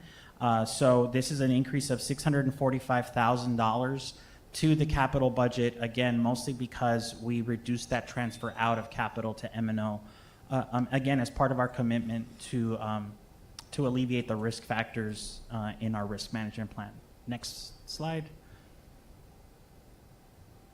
The classroom spending estimates, this is a review of last year. Right now, our current estimate, based on everything that's budgeted, compared to everything that was published by the Auditor General in March for fiscal year 25, is that our classroom spending will increase to 71.8%. Specifically, our instructional costs or our instructional budget is set to increase by 1.6, so just over 50.1%. So in all told, the majority of our dollars continue to live to support teachers, teachers and students in the classroom. Next slide. Quick review. This is our total operating budget for this year. As I mentioned previously, it's $797.4 million across all funds, a decrease of $2.2 million. The majority of that coming from the loss of dollars in federal funding, so our Title I dollars have declined, and that's just an unfortunate nationwide trend. And a decline in building renewal funding. So the amount of building renewal projects that we requested versus how much actually got funded, a lot of those are still pending action by the School Facilities Board, so it was fewer dollars than we were anticipating from last year. Next slide. So I wanted to make sure to provide the board and the community with the most recent financial projection. So as you can see, as you kind of move forward from fiscal year 26 to fiscal year 30 from left to right, you can see that there is essentially some level of stability to our revenue, and that is really as a result of the the override budget. I'm sorry, kind of bringing in some level of stability, because our weighted student count is still expected to decline 2% year over year. So our revenue without the override, I mean, you see a decline of basically $5 million over the course of the next 3 to 4 years. It's that override that's really going to offset some of that revenue cost. But the expenses with our override, our goal obviously is we are in a multi-pronged or multi-year approach to reduce expenses across the district over the course of the next several years. That currently leaves a deficit at the end of fiscal year 30 based on our current spending and revenue of $20.2 million. But once you pull back the override revenue and the override expenses so that doesn't essentially kind of make, overinflate or under project these numbers. Right now we are moving towards a $5.6 million deficit. by the end of fiscal year 30, we still have approximately 20 to 25 million dollars to go. So this is still, we're still in a phase where we continue to need to provide financial stability to the budget as we project out over the course of the next several years, barring any sort of stability in the weighted student count. Next slide. Just a review of the property tax rates and levies that I presented last time. They remain unchanged right now.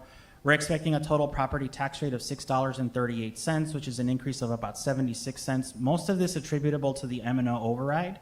All of the other factors in our tax rates are essentially going down, with the exception of adjacent ways, which is going up, 9 1/1000ths of a cent. That's kind of coming through as an increase. But overall, the increase to the property tax levy for every $100,000 is about $81 to the homeowner.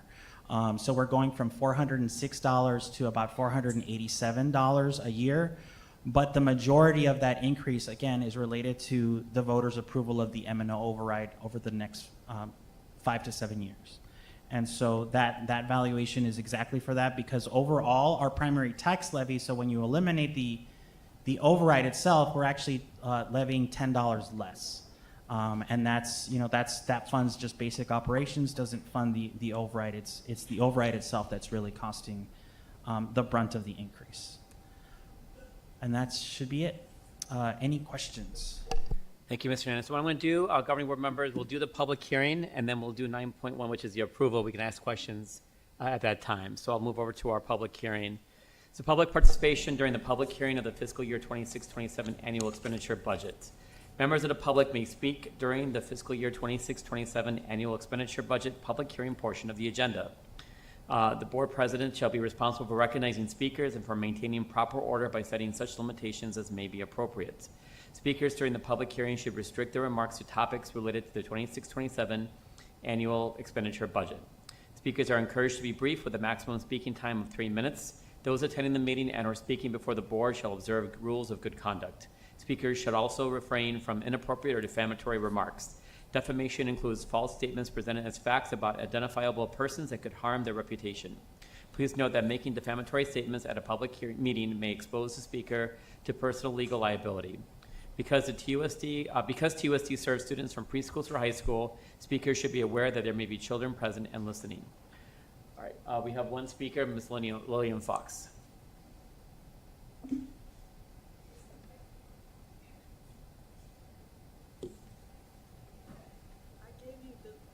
I gave you this thing, if you'll pull it out and look at it. At the last board meeting, I asked a question about the average daily membership numbers, because this past year, your average daily membership numbers declined by 3%. But Mr. Hernandez is projecting that they're only going to decline by 2% this year. See the highlighted stuff up at the top? So my question is, why do we think we're going to not lose as many or as high a percentage of kids as we did last year? That made no sense to me. The other issue is, we know some of the Hispanic kids are kind of afraid to come to school. Pueblo students have stood here and told you they don't like standing at those city bus stops because ICE hangs out there, and they're subject to harassment just because of their skin color, not because, there are any problems with their papers or anything. And you've also had a student stand here and read a call to the audience that another student wrote from Pueblo who no longer goes to school because he's concerned. So Mr. Hernandez cannot project how hard ICE is going to come down on Tucson, but we already know, just as things stand now, that some kids are reluctant to go to school.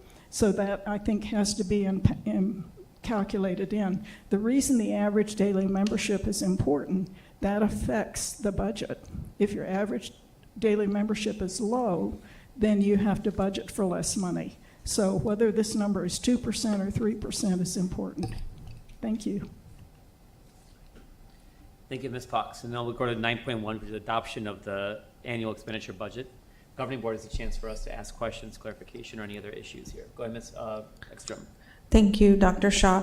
Mr. Hernandez, can you talk to the comment that was made at call to the audience that said that the Auditor General had told you and that we needed to close schools, and then you informed the board? Because I don't remember that conversation. Yeah, that is, I mean, for lack of a better word, is a complete fabrication. So when the direction I received from the Auditor General is the identical direction that this person received, which is they provide us guidance on how to formulate the plan, but they don't tell us about the content of the plan. The contents of the plan that are published both in the agenda from January and on the financial risk page at the Auditor General's office is our content. And nowhere in there does it say that we're recommending the closure of schools. What we are saying is that beyond fiscal year 28, we are going to have to take a look at what other financial decisions we may have to take. Could that imply school closures? Certainly, but it could imply a whole host of other things as well. But we left it broad because ultimately the direction of the board and the guidance of the superintendent are going to be foremost in making those decisions. I, as a CFO, have no authority to tell you, what to do with schools. That is not within my purview. That is not my responsibility, and I would never do that.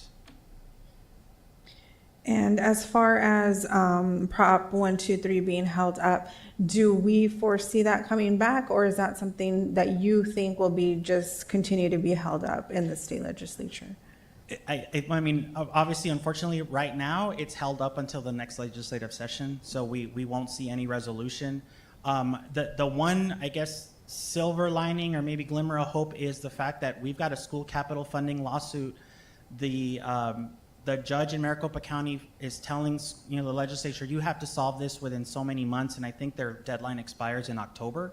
One of the things that the legislature and the governor were looking at, can we just essentially incorporate some of the resolution around capital funding into Prop 123 and just make this a larger, kind of something bigger? That remains to be seen. That's the unresolved kind of $50,000 question that we don't know. At this point, we're waiting for the next legislative session, and obviously we know that there's a November election between then and now. Okay, thank you.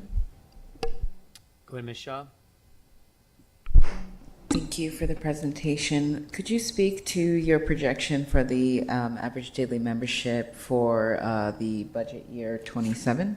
Yeah, so if you recall, average daily membership is one component of how we get funded. We don't solely get funded at average daily membership. That's kind of half the answer. We get funded on weighted student count, right? So average daily membership is obviously that attendance and that enrollment for our K-8 and 9-12 kids, and so that's one chunk. The other chunk is all of the students who have all of the different weights. And as I mentioned previously, one of the weights that we continue to see to rise are our kids in special ed, right? So when we take a look at all of the students who are ex-ed students, essentially, we continue to see a greater enrollment in some of these highly sought after classrooms. Our autism self-contained classrooms. Obviously, we've talked about our blind students, our hearing impaired students. And so those students carry out a bigger weight in our overall funding, which is why they sort of stabilize our weighted student count, and it's not a 3% decline, it's a 2% decline. If you look at the historic kind of decline over the time that I've been CFO, when you exclude the ex-ed students, our decline has been 1% in the average daily membership. When you include them, then it actually exacerbates it a little bit more, and ultimately that decline did die. That in the time that I've been CFO, that has been an anomaly. That was something that we were not expecting was actually going to happen, and it could be, as the speaker mentioned, it could be related to, unfortunately, ICE activity around our schools and our community.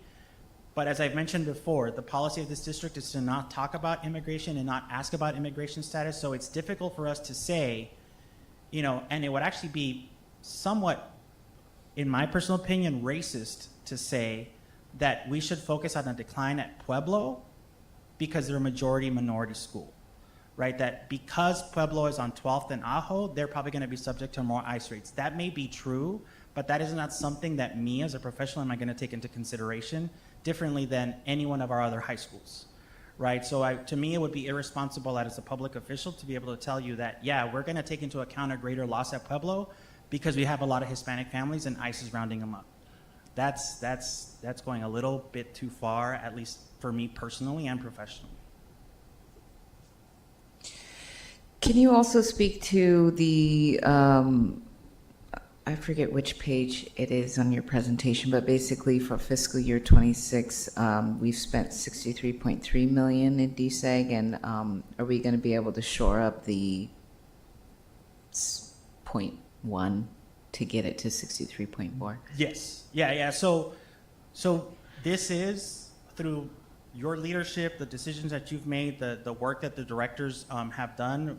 This is the first year DSEG will be balanced. We don't have to do the rob Peter to pay Paul, a lot of these shell games that unfortunately we've had to been subjected to because our work has essentially gotten us to this point.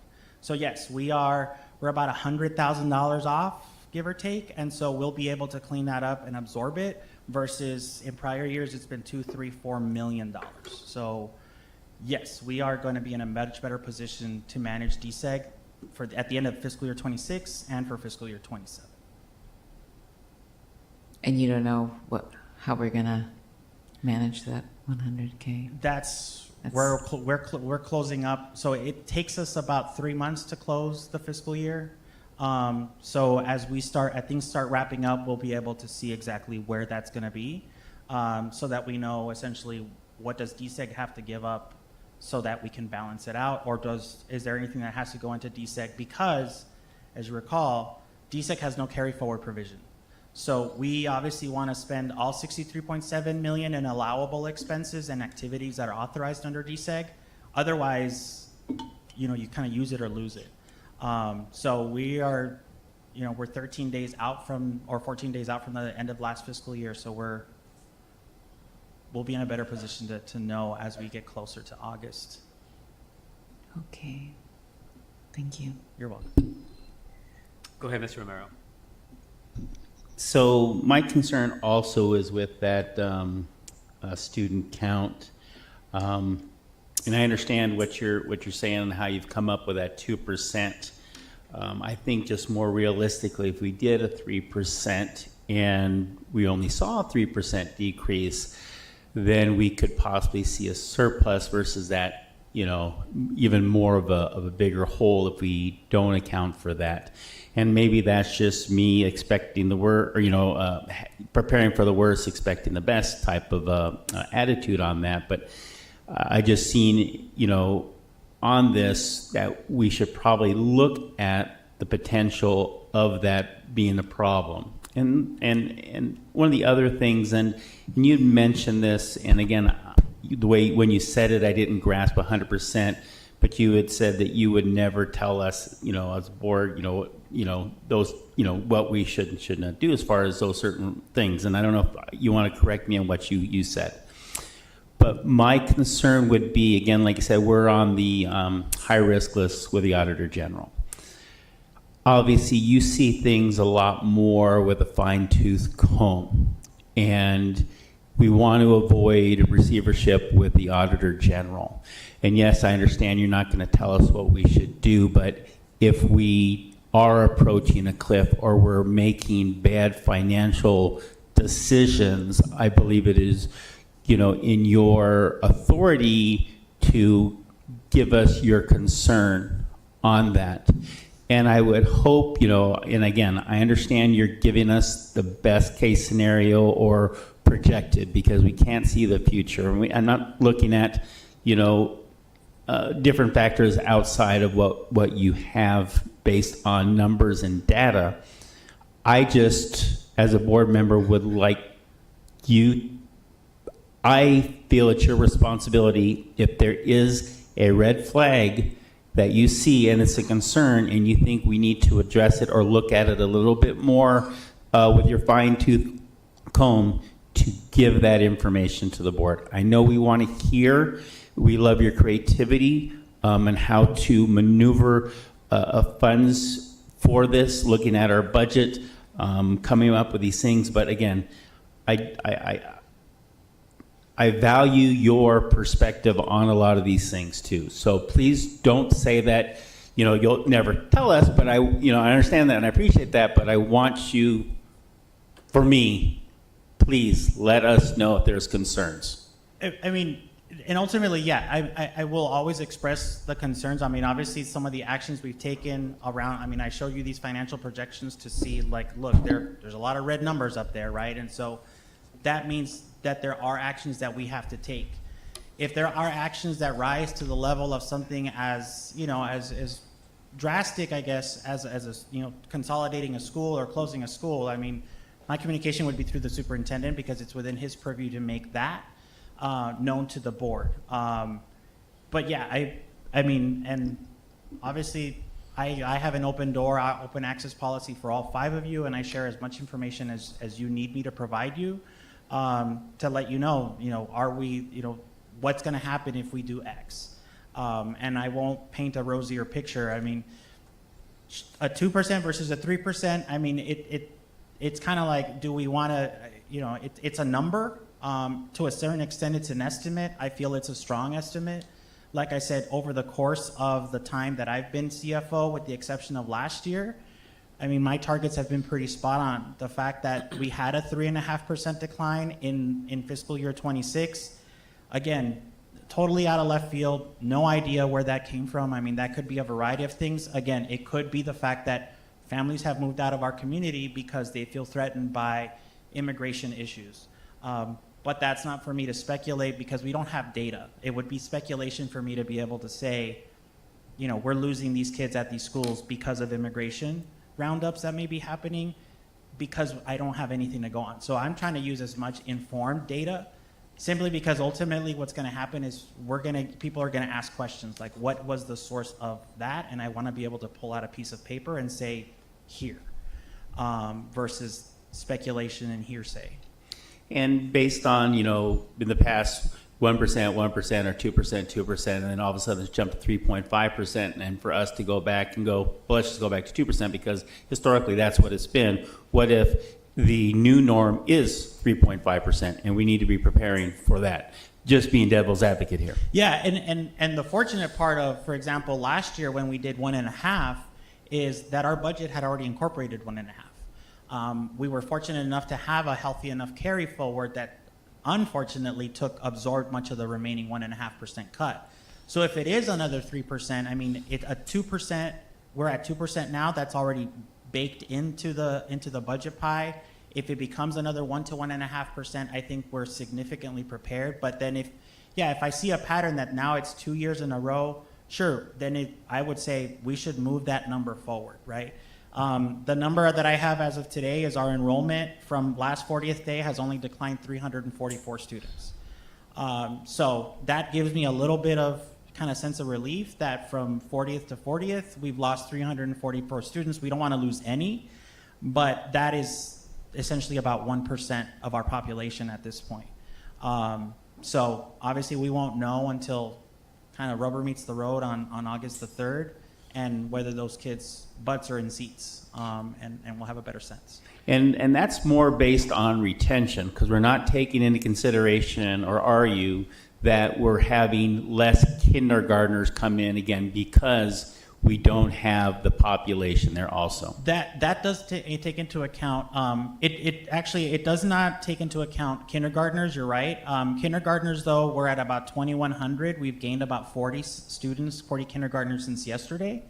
So yeah, the kindergarten population sadly is probably one of our volatile populations for obvious reasons, right? Is just, you know, it's expensive to have kids. So people are just unfortunately making the decision to either not have them or have them later in life. And that affects our ability to budget today. Okay. Well, I guess just with these different factors, I just want to be put on the record that I think 2% is I would like to see something higher, even if it was 2.5 or 3%. I understand it's just a number. I just don't see where it's going to shift back to what it was in the past. I think it's a new trend is what we have. Again, speculation based on information that we're given. So that would just be my concern, is that we're shooting too low. I would rather do a higher number for that percentage of loss. Thank you, Mr. Mayor. I'll say I appreciate all the talk about, our goal is fiscal responsibility and making sure we have a budget that doesn't go into the red too much, that we have carry forward to maintain that. Whether we use a 2% or a 3%, we saw how difficult it was to make a lot of cuts the last couple of months to our budget. And I think Mr. Hernandez has been very clear over the last couple of years of his concerns. Like, he gives us projections. We've seen it go much more in the red before we had the override and before we made these cuts. And so I think Mr. Hernandez has been pretty clear about his position about what we should do with the budget, and the finance office administration has come in with more cuts than we approved as a governing board. And whether we use a higher enrollment loss, do we take the cuts now? Do we start just laying off staff, cutting services and things for students and families now, or do we wait until we have to do it? We're going to come back to us with a 40-day and 100-day revision of our budgets. And if the loss at 40 days, 100 days is 5% compared to a 2% that we project, maybe we'll be able to absorb it with vacancy savings, maybe we'll absorb it from other sources of funding, or we'll have to make some mid-year cuts. And so I'm okay with the budget as is and having to come back to us later on, and maybe it's a 1%, that would be awesome, but maybe it'll be 2 or 3%, and we'll have to see what we need to do with the budget. But I know there's a lot of talk about receivership, because we had a school district in Arizona that went into receivership, and that's not anywhere where we are right now. We have a budget that's sound. We have projections out. We have carry forward. We have vacancy savings. We have other ways, and we can make cuts. And I think what happened in Iverson and other places that have problems, they didn't make cuts. They just went into the red without any carry forward, without any cuts that were needed at the time. And I don't think we are having our head in the sand like they did in terms of managing this. And we have the transparent information that keeps on coming to us in terms of the budget. Go ahead, Ms. Luna Rose. Thank you. Thank you, Mr. Hernandez. So I just want to make 2 points. One, when we went into, it's not under High financial risk. yes, thank you, by the state. Correct me if I'm wrong. Part of that was because we, as this board, over the years, have voted in raises. Yeah, because we've been using carry forward to fund ongoing raises, and so that's depleted what's called the fund balance, and the decline of the fund balance is one of the risk factors that the Auditor General measures. Okay. I just wanted to make that comment simply for the fact, for those listening and like to try to point out mismanagement. The fact is that we were taking care of our employees. And so I just want to make that perfectly clear. Number 2, I am going to, looking at this chart here, classroom spending, the estimate is 71.8%. So it's almost a 4.2% increase. So will that make us the highest? It won't make us the highest. It'll put us definitely in a better position that we've been in the last couple of years since ESSER expired. The reason people tend to take a look at this instructional spending, what threw everybody off was ESSER, right? So we pumped a ton of money into instruction, into student support services for ESSER, and that took us into kind of almost the 60% rate. When you lose essentially what's the equivalent of our entire M&O budget in a year, I mean, we're gonna lose our ability to invest there, and so it will position us better to be among kind of some of our peer school districts in terms of instructional spending. But as I've mentioned before, I mean, we do much better on student support spending, which is not considered instruction, but we still have to provide psychologists and social workers and OTs and PTs and SLPs to all of those students, nurses, attendance techs, that are all part of the instructional day. And if you look at kind of the progression of our percentages, that is where the most growth has been happening, is student support services, especially post-COVID, right? Because that is where ESSER investments took place, is the student support. It's not that we don't want to invest in instruction, it's just that it happens to be that the services that we provide supplemental to the classroom are not considered instruction by the definition of the state. And so, are we in a better position in classroom spending? Short answer is yes. Is it going to make us the highest? I wouldn't go that far at this point. Okay. But was that at least bring us to parity? Oh yeah, it'll definitely bring us to parity. And the one thing that to recall is there is a question on the ballot that's coming down that is, you know, that would require school districts to start spending 60% of their funds on instruction, or otherwise they lose funding. So for us, I mean, that's a substantial amount of money that we would have to reallocate away from other areas in order to bolster instruction. And we obviously want to do that, but not at the detriment of everything else that we do, right? Which would mean librarians. It would mean interventionists and PE teachers and things like that, right? Because the focus is going to have to be on instruction, because unfortunately those items that I mentioned are not considered instruction under this provision that would become law if voters approve. So there's kind of future challenges down the pike around this kind of measure, unfortunately, because there's just a lot of misinformation that's floating about what people think we're not doing. I appreciate the explanation. Thank you. All right, I will move to adopt our fiscal year 26-27 annual expenditure budget. I will second. All right, moved by myself and second by Ms. Luna Rose. We don't need a roll call on this one? No. All those in favor say aye. Aye. Aye. Any opposed? Opposed. What's that? Opposed. All right, item passes 4-1 with one up and one in opposed. Thank you. Okay, thank you, Mr. Hernandez. Looks like we have Dr. Carter coming up. We have 9.3 is next, approval to procure goods and services for Q1, fiscal year 26-27. I'll talk really slowly. Dr. Carter, walk in here. Q2, fiscal year 26-27, bond project priorities. Yes, so we have a new slate of bond projects. I want to give Dr. Carter and her team an opportunity to come and make recommendations to the governing board for this round of projects. Dr. Carter.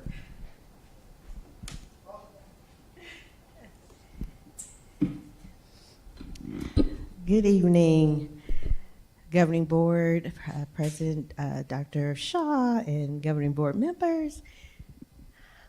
We are here again to do more recommendations for bond projects. So on your screen, these are the next, actually Q1. We're already in 26-27 already. Going on the third year in the bond through Q2. So we would like to review Oyama and how this came to be with the HVAC and the investment grade audit that I had a bond visit with them. And one of the things that was really concerning for the principal was HVAC. And so we did have Veritech to do the assessment and grade audit, and we are going to be doing the control valve and pump upgrades and the chiller replacement. So that is going to be $2,368,571. The next item that we want to talk about under health, security, and safety is the Enterprise Security Integration Pilot.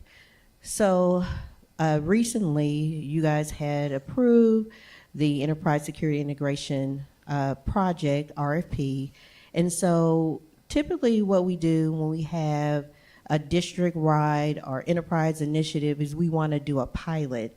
And so what we are wanting here is we picked 7 locations or 7 buildings, 220 being one of them, and then some schools that will be our pilot, and that's $874,500. The schools that we have listed, and we'll go to the next screen in a minute, is Hudlow Elementary School, Miller Elementary School, Project Moore, Safford K-8, Saguaro High School, and BCK 6. In addition, Sabino High School CTE welding program, they need some existing electrical infrastructure upgrades. So CTE has been very gracious, and they are in the bond. And for some of our projects, they were able to give up some monies that we were able to use, if you recall, for Davis and for Rincon. And so after them being able to give back money, when we had this opportunity to be able to support their program for Sabino, we definitely wanted to do so. And with that is electrical for the new switchgear, for new electrical panels, and the upgraded electrical circuitry.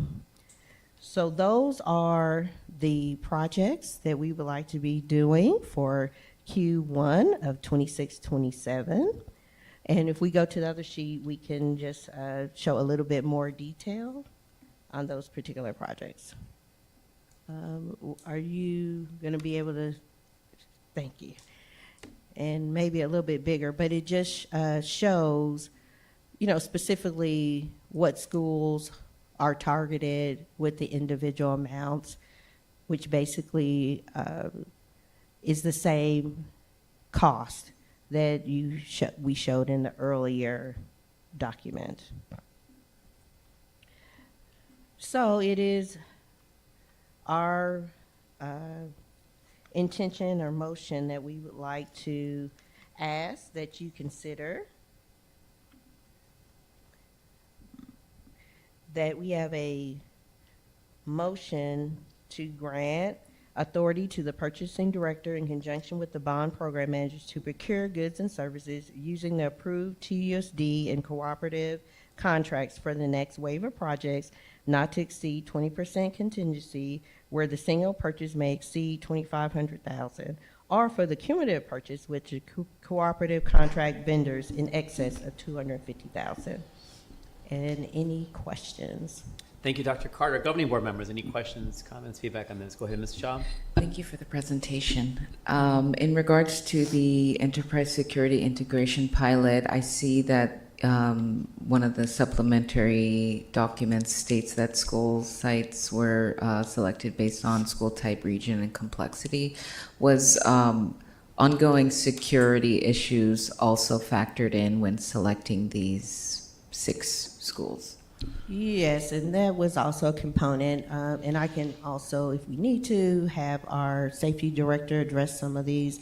But it was a collaboration between operations, safety, IT, like multiple people to collaborate. And I put some of the main items, but what we tried to do is make sure we had representation from all the different regions.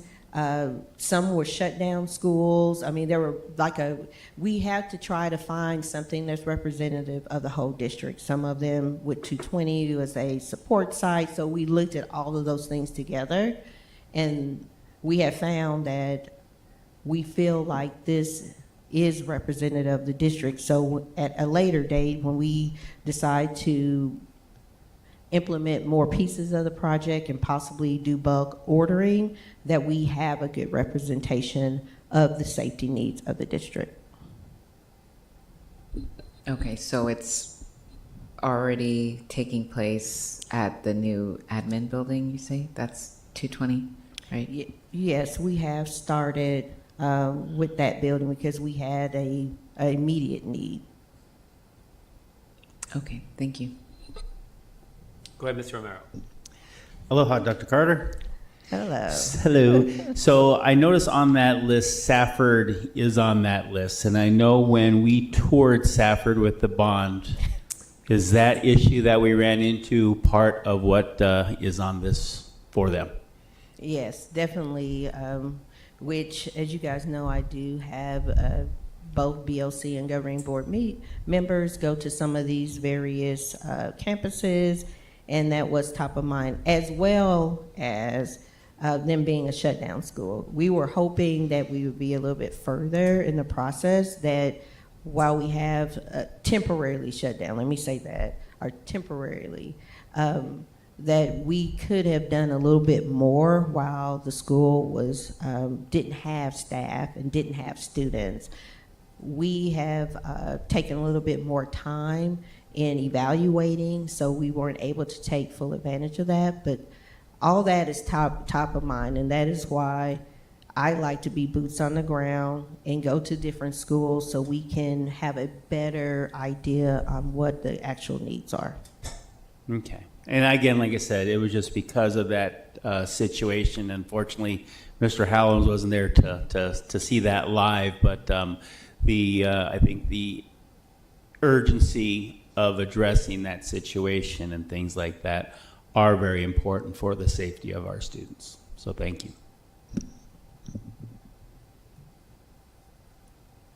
Thank you. I will move this item. I'll second. All right, item moved by myself to approve the Q1 and Q2 bond project priorities. And second by Ms. Luna Rose. All those in favor say aye. Aye. Aye. Any opposed? Item passes 5-0. Thank you, Dr. Carter. Thank you. All right, next we have Governing Board Policy EIA, Property Insurance Revision. Yes, this is a second read on the EIA property insurance policy that's been out for public comment. I'd like to turn it over to our General Counsel, Mr. Ross. Thank you, Dr. Trujillo. It has been a minute since the first read, March 10th. I think it was pushed off for, you had more pressing items, I believe. But it was posted for actually well more than the 30 days. We've had no comments on it. People aren't that excited apparently about insurance policies. But basically this original, the policy change, this policy has not been changed since 1977. And the recommendation of the risk management department is to simplify this, put the burden on the superintendent to come up with recommendations for insurance coverages, which, as the policy would state, would all come before the board for final decision, and not have pages of a insurance advisory group containing insurance agents and such that apparently sounded like a good idea in '77, but is not good practice now to have agents involved in making your insurance decisions in the community. You do have consultants, but that's different than having agents actually helping you make those decisions. So that's the policy revision, simplifying it, and again, making sure all the final authorities with the board. All right, I will move the item. I'll second. Item moved by myself and seconded by Ms. Luna Rose. All those in favor say aye. Aye. Aye. Any opposed? Item passes 5-0. All right, almost 50 years in the making here for this revision. Okay, and I think last we have item 10.1, Dr. Trujillo, our TUSD enrollment stabilization campaign. President Shaw, members of the board, there's been a lot of discussion, and rightly so, especially on a night when you've adopted the budget, about enrollment and about the need to stabilize our enrollment. There's also been a lot of talk about how attendance is an important part of enrollment. We tend to think about enrollment as when families come into the district, they fill out the paperwork and then it's an interaction and it's done. We also have daily attendance and how much those kids attend school, how many absences they accrue, right? So we want to talk about a three-pronged strategy, and some of it we've gotten into. We had Anna and our student relations team a few weeks ago to talk about one of the more prominent arms of our three-pronged strategy, reconnecting with our families, particularly through attendance and enrollment. We know that there is a culture around attendance. I think recently there was a story about Tucson Unified School District having a 44% chronic absenteeism rate. But I think what got lost in translation is what it means to be chronically truant or chronically absent as defined by the Arizona Department of Education. That is 18 absences over a traditional 180-day school year, which technically means if I told you, hey, we have a lot of kids that actually have a 90% attendance rate, you might say, that actually sounds really good. Actually, at 90%, they are meeting the guidelines for excessive absenteeism or chronic absenteeism.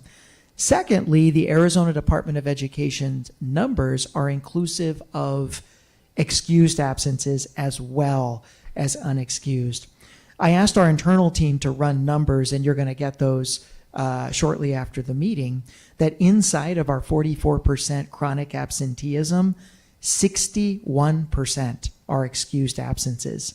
So in our conversation, Ms. Ekstrom, that speaks to a culture where we have to do, number one, a better job of messaging with our parents about what happens when students are absent and how important it is that they have to have their kids come to school as much as they can. We also have to flip our strategy so that we're on the ground thoroughly understanding some of the obstacles and the barriers that prevent families from sending their kids to school. We talked about some of them this evening, immigration. We also have really, really difficult economic conditions that put a lot of stress on our families and have families asking older kids to stay home and to provide childcare.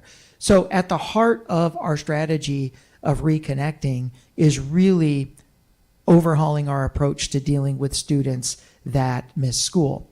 At the heart of that is going to be our student liaison initiative in 37 pilot sites, pivoting away from talking to families or talking at families through text messages or emails or automated phone messages that you receive, hey, your son or daughter or student is not in school, but engaging with families personally and meeting them where they're at out in the community.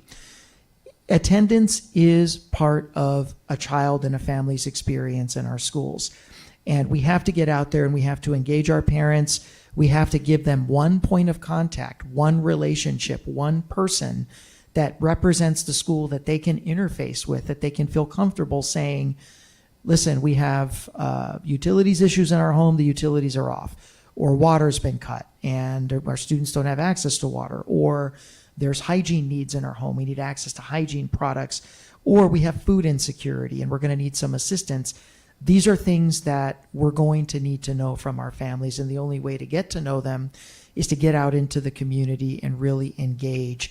So reconnecting is going to be very, very big, especially with families of students that aren't coming to school. Anna and her team talked about in a more detailed way a few weeks ago what the training plan is, what the purpose, what the goals are, and some of the measurements, some of the metrics that we're going to be measuring with families. We also know that the way we're working really isn't working. So having 86, 87 schools establish a different sense of urgency around attendance, that has not worked for us. Providing different levels of customer engagement when kids are missing school, that has not worked for us. So this pilot is going to give us an opportunity to see what happens when we have a common set of expectations, when we have common metrics that we're chasing, when we have centralized professional development and support, and we have frequent visibility at these pilot sites providing support and oversight. We also know that we have to, for our older students, because what the Arizona Department of Education's chronic absenteeism rate measures is 1st through 8th grade, doesn't measure high school. There is no state definition for chronic absenteeism for high school because it's period based. A high school student's day is different than an elementary student's day, right? So truancy is measured actually by the course, by the period. We've heard that you missed 10, you no longer get credit, now you have to go to summer school. So attendance is a big issue in high school, it's just in a different way. We have to find a way to provide an alternative on-site, in-person learning experience for students.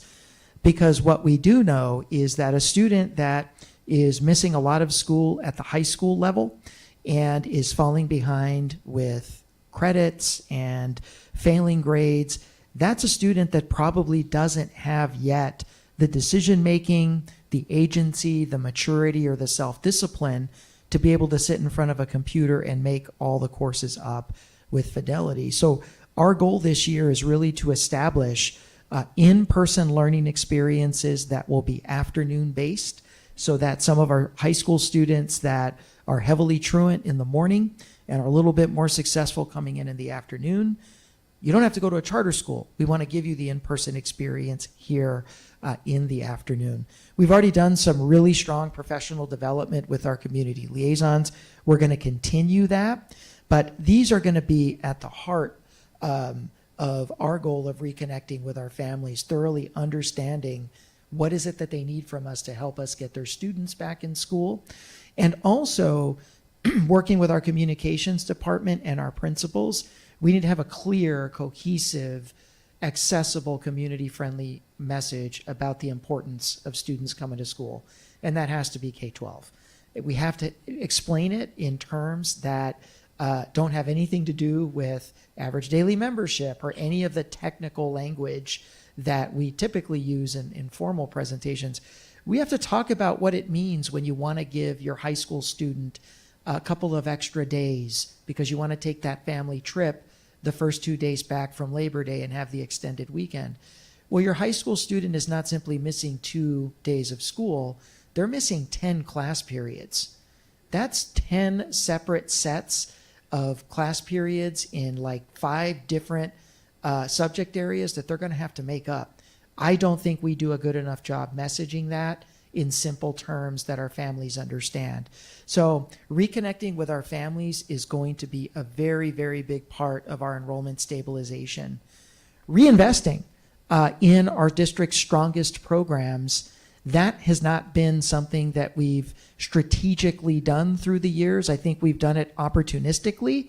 When we have capital available, we put together fine arts support packages like we did a few years ago when this board approved $7 million for instrument repair and new purchases of uniforms. But that was opportunistically because we happened to have the dollars at the time. What I'm talking about is a long-term strategic plan for strengthening and expanding advanced learning experiences like GATE or two-way dual language programs or CTE or the arts. The override gave us a really strong head start on the arts, but we actually have to have a strategic plan on how every year we are going to strengthen our portfolio of programs in these areas. What do we know about these 4 programs? We know that they are significantly more successful in bringing students into the district than any other programs that we offer. We know that the students that are enrolled in these programs are significantly less likely to leave their TUSD school. These programs, we have to do a better job of marketing them. And there's a difference in marketing versus promoting. I think our communications team does an awesome job with promotion and telling the stories and putting up the videos. Marketing is really determining who is the market that you're trying to convince, what are the most effective strategies that we need to be able to reach them, what are going to be some goals for a return on investment, and really having a long-term plan. And we're going to be doing that work and be presenting it to the governing board here a little bit later in the fall. But short term, the program that's winning for you right now is exceptional education. It is the segment of our student body, the only segment of our student body that continues to grow every single year. It truly is a strong program. Now, myopically, sometimes we get caught up in the segment of the ex-ed community that's upset about a program or that's upset about an IEP decision. But when you step away from it and you look at the deep bench of resources and you look at the infrastructure that we have here and you look at the large continuum of services that we offer, there's nobody that does ex-ed better or deeper or more effectively than TUSD, and the enrollment shows that. So what we have to do is take a bold step forward and say, hey, listen, we're doing this already well with our in-house ex-ed students. Why not do it for Pima County at large? And so what you've seen is the establishment of the regional hub placement pilot that's going to be rolling out here in August, where we're now going into some of our under-enrolled elementary schools, opening up hallways and classrooms for high-demand program placements like autism, like medically fragile, like students with severe and cognitive areas of disability that need a higher level of self-contained programming, and now starting to market and sell those seats on a tuition-based basis to sister districts and charters and families that have ESAs. What you'll see a little bit later on in the coming months is a service agreement and a price structure that you'll be asked to consider and approve so we can go out there and start selling seats and start generating revenue for a program that does extremely well for us. Ex-Ed is an opportunity not only to do things right, but to do the right thing. Do things right, find a program that's strong and that's working and that'll generate revenue, do the right thing philosophically by meeting these students where they are and meeting a community need right now. And we're excited about this short-term step. And long-term, of course, is putting together a strategic plan for strengthening our strongest programs, ALE, CTE, the arts, dual language, which will ultimately serve to increase our revenue. And of course, the biggest and most visible part of our enrollment stabilization is one that we've already been talking about, the strategy of reimagining our geographic footprint. We know that not unlike other urban districts around the state and around the county, demographics are changing, populations are changing, whether it's Roosevelt and what they had to do, or it's the Peoria Unified School District and their closures, or Kyrene and their closures, or even Amphi's closures that happen next door. Demographics are changing. Neighborhoods get older. The amount of K-12 students in our particular zones is smaller. And then you see fierce competition for that smaller pool of students. While we have a smaller pool of K-12 students, you see an increase in the amount of charters. You see the rise of ESAs now, where ESAs now become an option to take some of our students.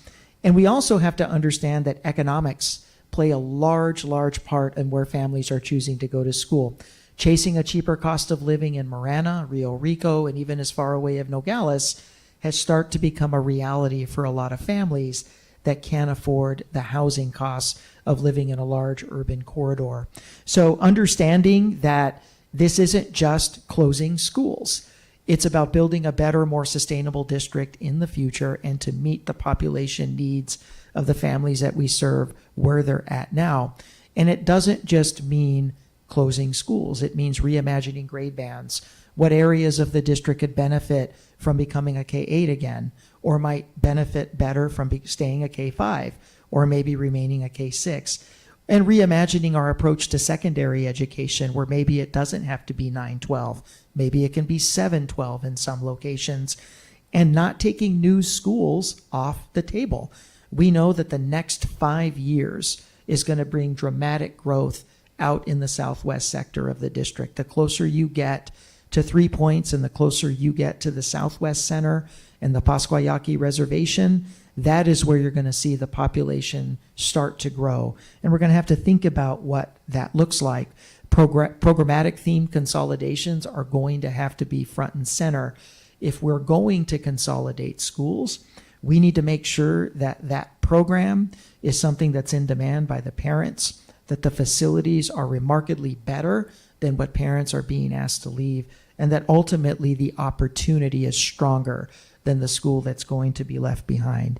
We also know that whatever facilities are going to be vacated, we have to bring a viable plan for their usage. That is a big lesson that we learned from the closures of 2010 and 2012. We can never again have a Keene Elementary sit vacant for 15, 16, 17 years. And that was only made better by the good folks at Flowers and Bullets, who at least occupied part of the property. If we didn't have the partnership with Flowers and Bullets, it would have been 10 times worse. And our job is to never, ever put the community through that again. So we know that when we come before you with the reimagination strategy, it will also include possibilities and recommendations for buildings left behind. I wanted to give the board and the community just a quick snapshot of what you can expect in the next 2 or 3 months. The first items we can already check. Our general counsel did, I think, a pretty good in-service for you, and then he went and did an in-service for all of our principals about what your policy says about closure. We've established the Superintendent's Advisory Committee on School Consolidation. They're going to get ready for their second meeting. That's coming up in Thursday, where our consultants are ready to dig in and do the work. We've set an aggressive 7-month timeline where we would like to be back before this board in winter, ultimately with a recommendation. And we know that community and public outreach is going to be huge this fall. I'm going to be busy. I'm going to be meeting at a lot of meeting in a lot of cafeterias, a lot of cafetoriums, a lot of multi-purpose rooms, especially once we get to talking about some of the proposals coming out of the committee. And then The goal is to have programmatic expansion proposals ready for the board's consideration in the winter so that portions of them can be put into effect for 27-28. We're shaping up a multi-phase proposal for board consideration where you may see a first wave of recommendations go for school year 27-28. A second wave might be 28-29, and a third wave might be 29-30, depending on the proposal and the level of renovations that need to happen to make it a go. We've also already gone all in with our school community liaison pivot. They've already got some really strong professional development. We've got more on the way, and we're looking forward to kicking off that initiative first day of school to get that pivot from talking at parents to engaging parents live and deployed our first day of school.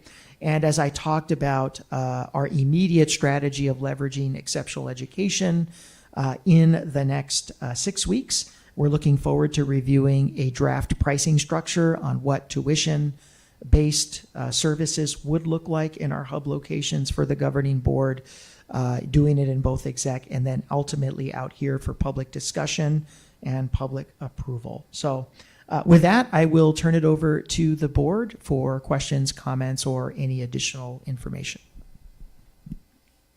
Thank you, Dr. Trio, for that preview of items coming up. Governing board members. Go ahead, Mr. Romero.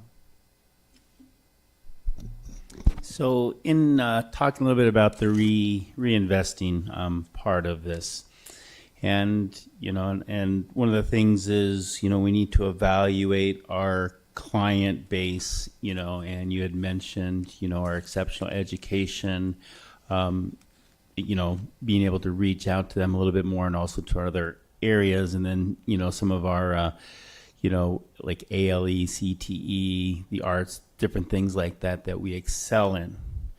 One of the things that, and again, it was, I guess, a reality to me this morning. I got in the drive-through at a coffee place, and they had mentioned, "Hey, aren't you a board member?" And they said, "Well, my," and I, I said, "Yes." And they said, "Well, I had my student who was going to one of our East Side schools, but they're pulling them on out because the level of their proficiency wasn't meeting the parents' expectations." And one of her biggest concerns was she didn't feel the teachers pushed her student to be better in that proficient, and just the way that, again, so much you can only say when the person behind you and she's, moving the window, that she was just disappointed that we weren't promoting, proficiency. And it was like, well, you keep them here and we'll do our best to, give them extra tutoring, but not pushing them. Here in this reinvesting, I don't see for our just general students for that proficiency or getting higher standards. And I understand these other programs will help out with like the ALE, CTE, fine arts. What are we going to be doing to reinvest for proficiencies to get our kids to grade levels? Our biggest challenge with proficiency is getting kids to school. And the first step is you have to get them to school. When you look at the schools that are the best, okay, and they perform the best academically here, not just inside of TUSD, we can talk about Fruchtendler, we can talk about Carrillo, we can talk about schools like Gale, we can talk about schools like Davis. These schools have tremendously higher attendance rates than just about any other school in our district. So the first thing we have to do before we can talk proficiency is we have to fix our attendance challenges. When you have a culture with our youngest learners and in our youngest grades, where you've got 61% of the absenteeism going on is excused. All right, these are youngsters, first grade through fifth grade especially, where we're not talking about the 14 or 15-year-old playing Fortnite all night and sleeping their way through first through fourth period, right? These are children that parents are making decisions for a variety of reasons. So we have to change that culture. We have to provide what are the resources necessary to get the kids in the door. I think once you get in the door, I think we have a tremendous academic focus with the interventionists that are now being provided, the during the day interventions that are happening with small group instruction, with math and reading, the time that we're now carving out with the Level Up program for students to get ready for the AASA, the ACT prep that happens. But you have to come to, you got to get here, right? And so that is going to be the number one focus for us right now. I think once we start to see the fruits of attendance and start to see some of these improvements and some of the decreases in absenteeism, I think we're going to have a better read on just how much of increased attendance alone helps with proficiency, because we've put a lot of money into the interventionist program, into the framework, into the curriculum that they're using, into the interventions itself. But when you don't have the kids that are coming frequently, that's going to be the challenge. Right, and I understand that aspect for the majority, but what about those where the parent does not think that we as a district are pushing our kids to do better and are happy with them just getting by? I guess I just want to make sure that those just don't get lost, because again, I don't know what this parent that talked to me this morning, what the children's attendance rate was, but I'm just saying, say the child did go the majority, and her concern was, well, I don't feel the teacher pushes my student because my student is smart, he can learn, but they don't feel, so they're taking them to a different school where they feel their child can be challenged. So I guess that would just be the concern that I would be looking out for the parents and family members that have that thought process. I understand the attendance, but what about this other dynamic? Those are the kind of parents where we need to be marketing to them about the immense options and choices that they have in TUSD with our programs. Hey, listen, if you want your kid to be challenged, let's talk about GATE. GATE programming thrives in 50, 60 elementary schools around this district in a variety of ways. Let's talk about how we can get your student there if you feel like your student needs to be pushed. If it's a middle school student, let's talk about advanced learning experiences and the kinds of choices and options that are around the district. And then let's have an honest conversation with you about what's going on in your school and why you feel that your current experience at your neighborhood school isn't working. So I think that goes into the marketing that we really do need to be better and stronger at, in understanding the difference between marketing and promoting. Marketing and advertising, they're kind of two different focus areas, right? And so I think that parent needs to be aware of all of the different options that exist. And I think you make a really good point there, and this will tie into something else that I wanted to discuss. So on this school, it doesn't have these programs, and maybe the parent does not know that we have other schools that offer these types of things. In the potential consolidation, will we be expanding these programs to more schools, even though there's a less of a footprint, as far as, as an option? Yeah, that is the goal. That is the goal, that any newly created product, if you will, coming before this board, feature these programs. And because the goal is that the newly consolidated product, whatever it is, it has to be stronger, it has to be more attractive, it has to feature programs and opportunities that parents didn't have access to previously and that we know that they want. And I think that's also a key with that, letting the community know that we are going to be enhancing the schools that are going to be able to offer more of these programs and expand on them. So thank you for your time. Great. Thank you for those questions, Mr. Romero. I think a lot of more discussions to be had as we get these proposals to us. That's our last item on our agenda, Dr. Trujillo, future agenda meetings. Oh, Dr. Shaw, sorry. Go ahead, Ms. Shaw. Regarding this agenda item, so, this is such an important topic, but I don't see many solutions in your presentation other than like consolidations, closures, and, the community liaison position that we're going to hope will fix the problem. I think, moving forward, the last slide, when considering that we potentially will be closing or consolidating schools, I would like to see more of a strategy that is going to be happening soon from our communications department, because we could potentially lose like 10,000 students like that.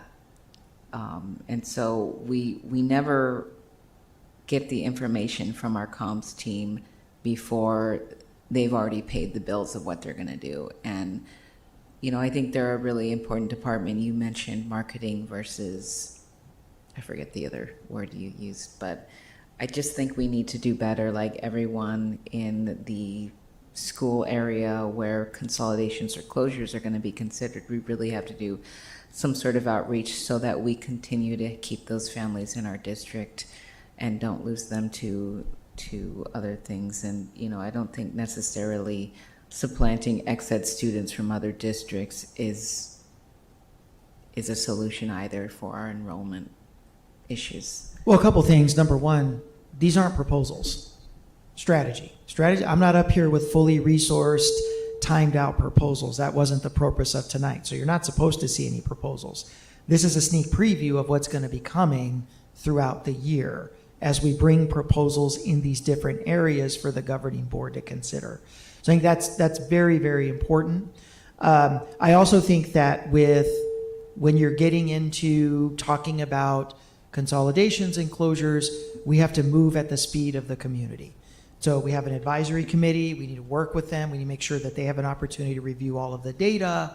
We need to make sure that any schools that are going to be identified for conversations, that we're meeting with them first, that we're on the ground and we're engaging with those employees and those families.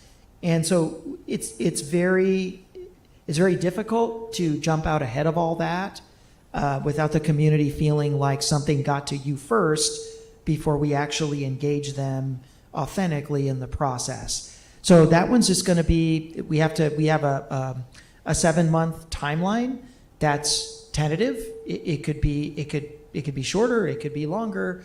Obviously the goal is to stay within the 7-month timeline, but we want to make sure that when we're dealing with changes, the magnitude of changes that grade level configurations bring or that school consolidations bring, our families and our employees hear from us before it's public. And that's going to be the spirit of what we do, and having those cafeteria talks and meeting with our families and libraries before we're up here on a Tuesday night or before there's a video circulating by the comms department. Right. Yeah, I understand that. We don't want to jump the gun. But as far as our comms team, their budget, what they've spent, are we going to be seeing anytime soon the data from the previous year as far as, was this YouTube strategy successful? How many, like, are we going to do billboards again? Are we going to do direct mailers? Like, what is the strategy moving forward with our comms team? And are we going to pivot when we see that, you know, 500,000 spent here and there didn't boost our enrollment at all? Things that we want to bring, and you were actually the board member that requested it, is a full-on marketing proposal that will encapsulate all of that. Because it's different to get out and actually identify who the customer base is, look at successful strategies to engage that customer base, establishing, what your projected return on investment will be if you go with strategy A, B, or C. That's a lot different than just putting up a billboard. That's a lot different than making videos about the two-way dual language program and throwing them up, on Instagram. So what we want to do is we want to have a full-on marketing proposal ready with identified strategies that may work with certain segments of demographics that we're trying to chase. And that's something we haven't really done as effectively. So yes, you'll see that, but you're going to see that as part of what a marketing proposal might look like.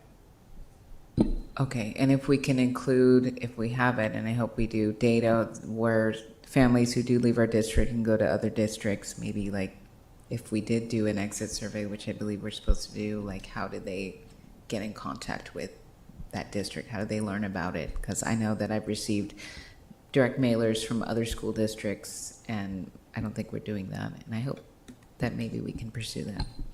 Thank you. If you're going to ask, like, are we doing this in-house, the marketing analysis? Are there going to be consultants? Are we doing CAISA 6, K-12 again, or what are we? I think we need to go out for the experts, and I think we need to go to an external consultant and probably go through the quotes process and see who's out there. Are we still using CAISA K-12? We use CAISA K-12. They're more retention strategists. They're not necessarily full-on a marketing firm, but we are still doing some work with CAISA K-12, smaller scale. Go ahead, Ms. Ekstrom. Thank you, Dr. Shaw. Dr. Trujillo, in your report, you recognize Carrillo and Sam Hughes for their national recognition in literacy. If we see that these schools continue to be top schools in literacy, why aren't we implementing those programs in other schools? There's a lot to learn, and I think at the core of that question is to the extent that we want to centralize programming and centralize some of the curricular expectations that are imposed in some of our more successful schools. I think that's a great conversation to have. We do give a good level of principal autonomy and authority, out there. But I do think, for example, if Sam Hughes and Carrillo and some of these, like a Gale, are having success with 95, 96, 97% attendance rates, what strategies are you employing? And should we start talking about deploying those throughout the district in a more centralized way and starting those conversations with like Eli and TEA? I think that's a very worthwhile conversation. And then also, I've had discussions with teachers in different schools, and I talk about how I've been out to, every school, and like I'll, say, the principal at this school is doing this, and, trying to get their math and reading scores up. And, they're like, well, we don't have the professional development for that. It's just, I feel like we do want to give autonomy to teachers and to principals, but maybe this is like a new starting point. If we're seeing successes, then maybe we need to implement, different schools into a pilot program with, this Bright Spots program. I just feel that, we keep spinning our wheels and nothing's changing. And if we want to get students back, we really need to figure out what we're doing. And then, to Mr. Romero's point, we want to have successes in proficiency. We want to have our kids reading and, having math at grade level. I think it's important that we look at the district as a whole and how we can change, because, what we're doing right now isn't attracting students. Thank you, Governing Board. Patricia, future agenda meeting and items.